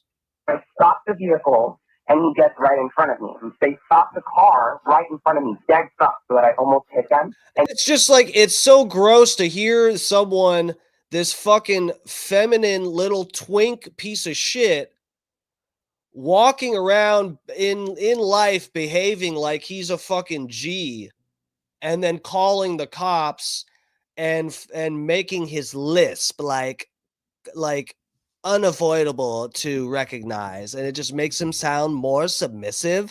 Like you could definitely see him being the victim, because he definitely sounds like the biggest pussy on the phone. So you want to believe like he's the victim, but really he's lying, and he walks around like he's some fucking gangster piece of shit. And they get out of the car like they're ready to fight. And then I had 4 guys jump out the car and say, "I'm gonna beat the f*** out of you," and stuff. I mean, like, Did they hurt you there? they did not hurt me because I had a gun. No. Okay, and did you put the gun back in the case, or you still have it in your hand? I just opened the glove box and I said, "You I have it to my head. guys really want to fuck me right now?" Several officers do a brief patrol of the area, but the suspect is no longer there. They meet up in a nearby neighborhood to form a plan to locate him. Officers obtain his phone number and give him a call. Are you at your house right now? Okay, where are you? Can I come meet you? When I'm warrior, I will have you. Officers finally find Wyatt as he's leaving his house in the notorious Pink. You know, it's bad when you're the victim and you won't meet with the police without an attorney. That is, you know, the cops, if they're not completely stupid, they see that as a red flag, just for the record. Mercedes, and clearly he isn't eager to speak with police. Hey, put the car in park. Put the car in park. Let's go. Put it in park.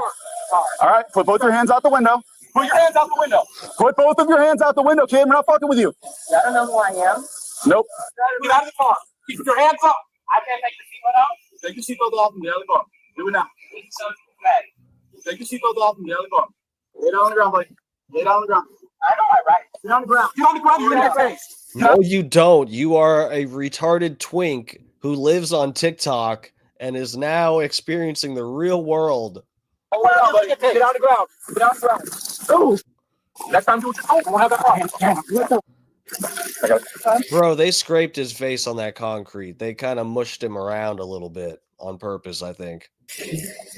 Oh my God. I don't blame them. They do this to black people plenty. It's about time we saw a white person that deserved it to get their face smushed into the concrete. No Miranda rights. No Miranda rights. No Miranda rights. Oh, fuck. Oh, they'll get right to it, buddy. Wow. No Miranda rights. It seems Wyatt has been misinformed. Officers aren't required to read him his Miranda rights before detaining him, but rather before questioning or interrogating him. Though Wyatt denies he has a gun in his vehicle, Several witnesses. That's because he's a retarded TikTok twink. That's what I'm talking about. They don't know anything about the law. They just think if they are the gayest person on scene that the cops will believe that they're the victim. Is alleged that they saw him with one. The officers will need to perform a search on the Mercedes before it can be released. Would you mind if we just look through it real quick? Are you allowing us to look through the car or no? Yes. Yes? Okay, we're going to do that then. Lock and open. Where's his keys? Just like got keys or Bob? After the firearm has been located in his vehicle, we return to Wyatt, who's been fairly calm so far. It looks like they're going to end up taking you to jail for the incident that happened with the road rage thing, because they said that there was a gun involved and they described the whole thing and the gun's there, and it seems like that's what happened. He said he got hit by a gun, there's a witness, the whole thing, so we can't not, unless you have something else to say about the incident. I didn't hit nobody. Well, they're saying otherwise, and they described the gun and everything, and there was somebody else So that my was watching. girlfriend can't be a witness too. Was she with you? Yes. Oh, okay. Well, we can talk to her when she gets here. Just call her and put her on speaker. Don't respond to any text messages. Babe, I'm getting arrested because of those people that cut me off. I pulled the gun out to show them through the window, like, don't f with me, and they all went back in their car. And they're talking about it's just for tonight. I can't go to jail tonight. I have to work. Like, You are in absolutely no wrong. They should not I'm be telling holding you. I'll trust and believe. Go right out of it. I gotta call my mom. Goodbye. You can't take my phone. Actually, by law, they are. This twink has a girlfriend. That's gross. They're probably just like a social media couple, allowed to take his phone, personal property. They just they pretend they're dating to increase their follower counts or whatever. It's probably something that retarded. He may be confiscated by police and inventoried for safekeeping. This routine procedure is intended to protect both law enforcement and the arrestee. Oh, God. When it came time to take things to the next level, I don't want to learn to play the spoons. No thanks. Knew that I had to make a website, and Wix. You can't take my phone. This is my possession. So now you're gonna be a thief. You're under arrest. You're not allowed to have a phone. Okay. Wow. Go back in the car. The confiscation of his phone has really set Wyatt off. He becomes hostile and belligerent. Yes. He's never not had his phone. I don't think you guys should be talking without me hearing. If it's about my matter. Okay. Thank you. All right. Yes. Can you go down the window? No.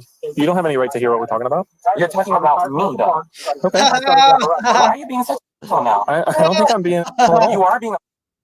Okay. I'm sorry that you think that. You don't see any problem with this. You don't see the problem that somebody with a bright pink car who is famous online gets with on the freeways all the time, and that's why I carry a gun. That is it. That is, you said legal was in Florida. It is legal in Florida to have a gun in your car. There's nothing So illegal where about can that. you prove? Show me the video proof where I hit him with a gun. We don't need video proof. Yes, you do, because I have several witnesses that will testify against. Okay, then the court case should get dropped pretty quickly. You have no proof. Okay. You don't even know what gun is the same gun that I hit with if I did. So you don't even know what gun would. Oh, that's a Freudian slip.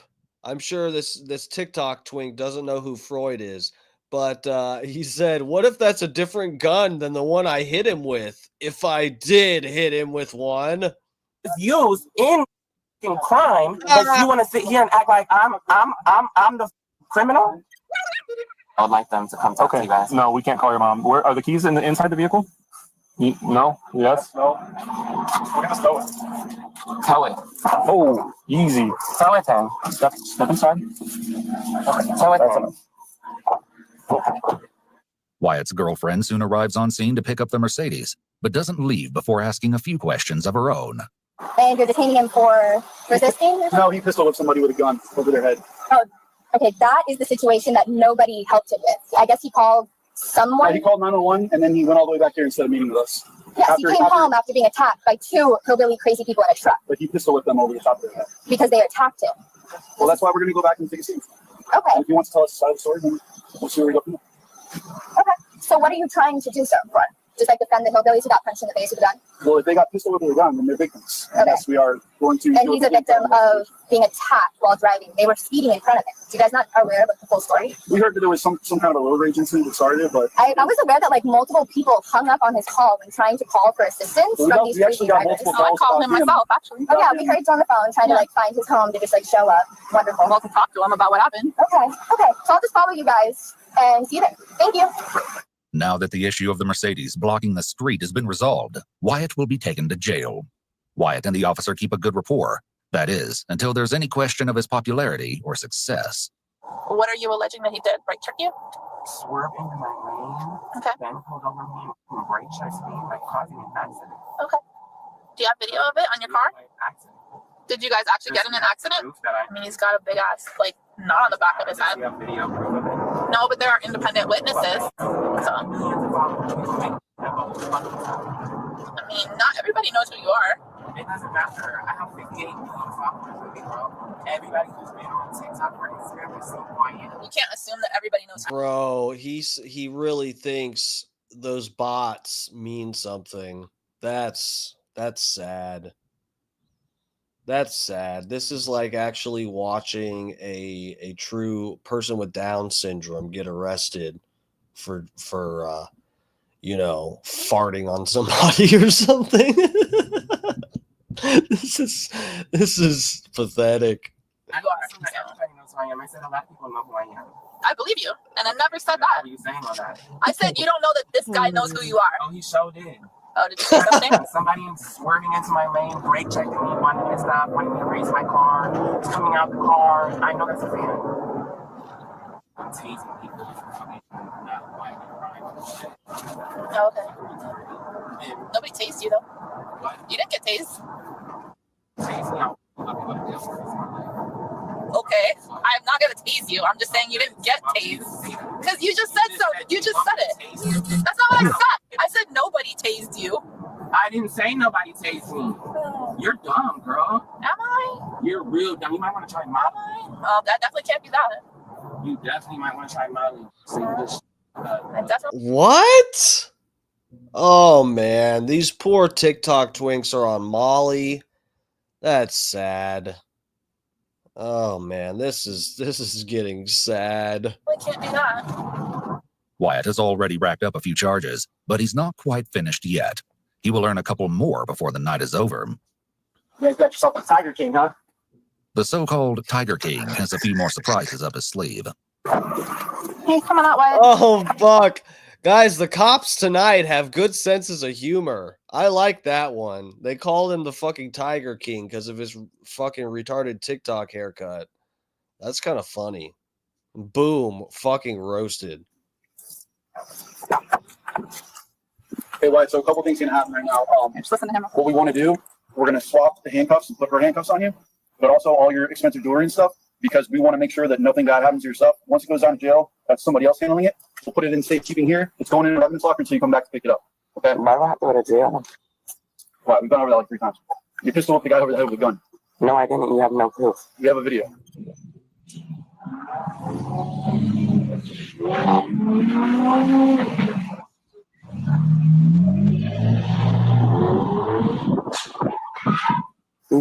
Bro. Holy fuck.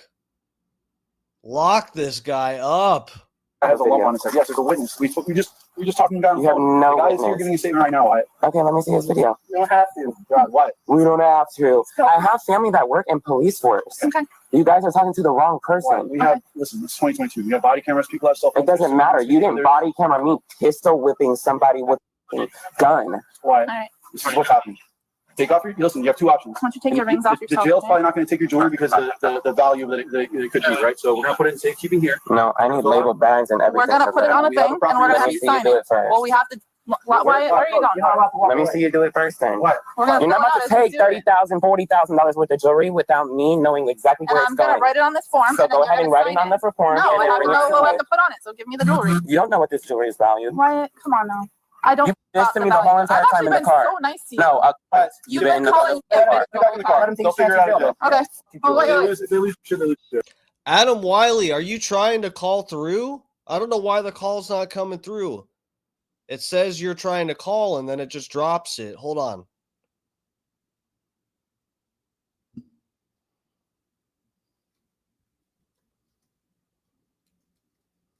Bro, my laptop's about to die.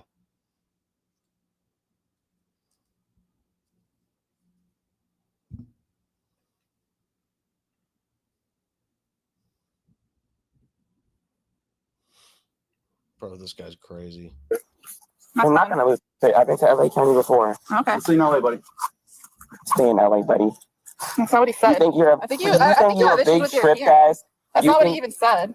That's not what he even said. not. You guys are so annoying. It's like Yeah. a power trip. Come here. Turn around.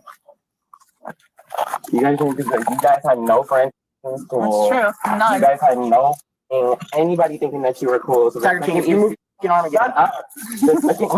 Oh, okay. Oh, okay. No, that's physical violence.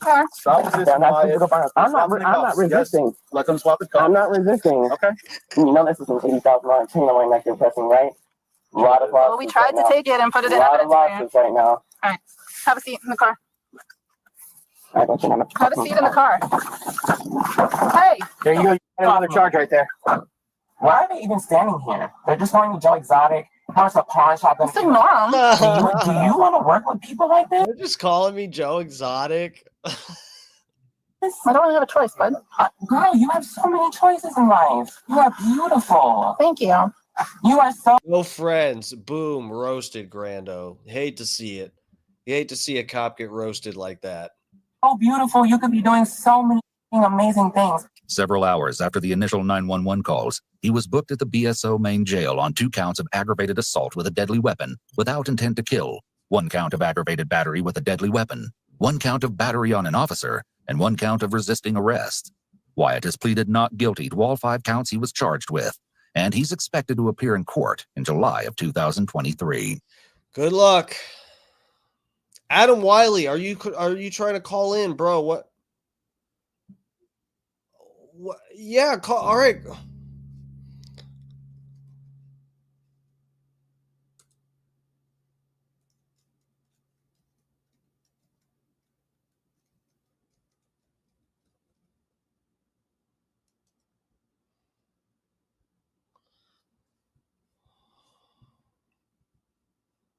Yeah, guys, it's my birthday tomorrow. Gonna be partying with my mom in that hospital room. These fucking nurses aren't ready for my nonsense. Fucking hoes. Adam, call again. I have Instagram open on my computer. I don't know what the fuck. I saw it on my phone come through, but then it would just drop the call. I don't know what the fuck happened. Yeah, my laptop's about to die. If you're gonna call in, do it now. But yeah, guys, we'll see about tomorrow. Richie April, I really appreciate it. Happy birthday, Dark Match Steve. Thank you. All right, so it looks like this is coming through now. I don't know what.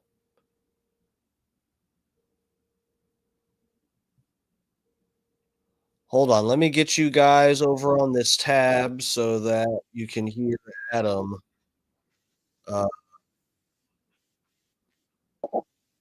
Adam Wiley. Hey. I like your hijab.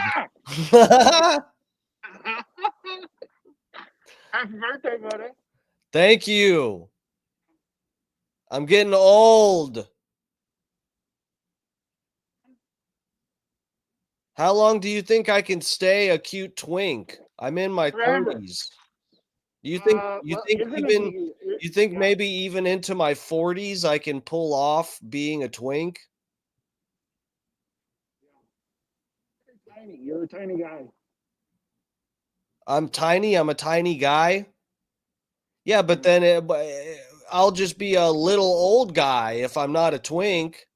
Do you think I'll be able to maintain the twinkness, fool people into thinking I'm like, young and cute? You do take penis in the butt, right? Or Not often. Almost never. well, that's okay. Happy birthday tomorrow. How's mom? She okay? Well, I think she'll be making it out of the hospital next week. It's whatever. She went in because she was breathing really, really bad. Her oxygen levels were super low whenever she would move around. And she goes through these phases where she has issues, but it'll be caused by different shit. And apparently, I don't know, there was some weird stuff going on with the blood test, but they found that she's probably got a little bit of like this blood infection type of thing going on. But the test results were like being really weird, like giving false negatives or something. I don't know what anyway. But once she gets through that, looks like she could probably be out next week. So yeah. Okay, next week. What do you do? Are you going to go to the hospital? I was thinking about going there and live streaming you at the hospital with your mom all day. Oh yeah, that sounds like a really fun stream. I think it'd be awesome. But no, I was kidding. Hey, happy birthday. Yeah, thank you, man. I appreciate it. All right. What are you doing for the 4th? I don't know yet. I'm still figuring that out. The weather looks like a hit or miss tomorrow. I wanted to go kayaking and then go watch fireworks. Yeah. I meant to tell you, go to watch the Bubba food review today. Watch it? Right now, you can go to about 6 minutes in Why? because it's the funniest part. All right. You get to see how fat he is. Okay. Well, I can't pull it up now. My Mac is about to die. Y'all watch that 6 minutes in. He's very funny. I'll check it out. Well, it's very funny. All right, see ya. Long-awaited food review. All right. I'll see you, bro. Thank you. I love you. There's Adam Wiley, guys. He gave me eggs. Homegrown eggs from his chickens. I'm scared to eat them, but I will eventually, I'm sure. All right, guys, this has been Dark Times with Dark Master Steve. I got to get the fuck out of here for real. My Mac is about to die. I love you guys. I got to plug this bitch in. I might see you guys tomorrow. I might do a little stream for my birthday or whatever, just to let people tell me happy birthday because, I need more love and affection in my life. But yeah, besides that, whatever, everybody have a safe weekend. I hope you enjoy the fireworks and appreciate this country for one reason or another. And yeah, if not tomorrow, I'll definitely see you guys Monday, maybe Sunday for an ice bath or whatever, if my tub isn't too disgustingly dirty and embarrassing to show the rest of the internet. So we'll see how that goes. I love you all. Thank you for the support. For real, if you haven't already, please hit the goddamn like button. I need the help with these algorithms. The fucking internet hates me. They rather promote these fucking fake ass, twinks from TikTok and these manipulators on YouTube. They got 150 whatever million subscribers, and I'm over here edging you guys all night, and I still have less than 500 subscribers. It's ridiculous. All right. Thank you. I'll see you later.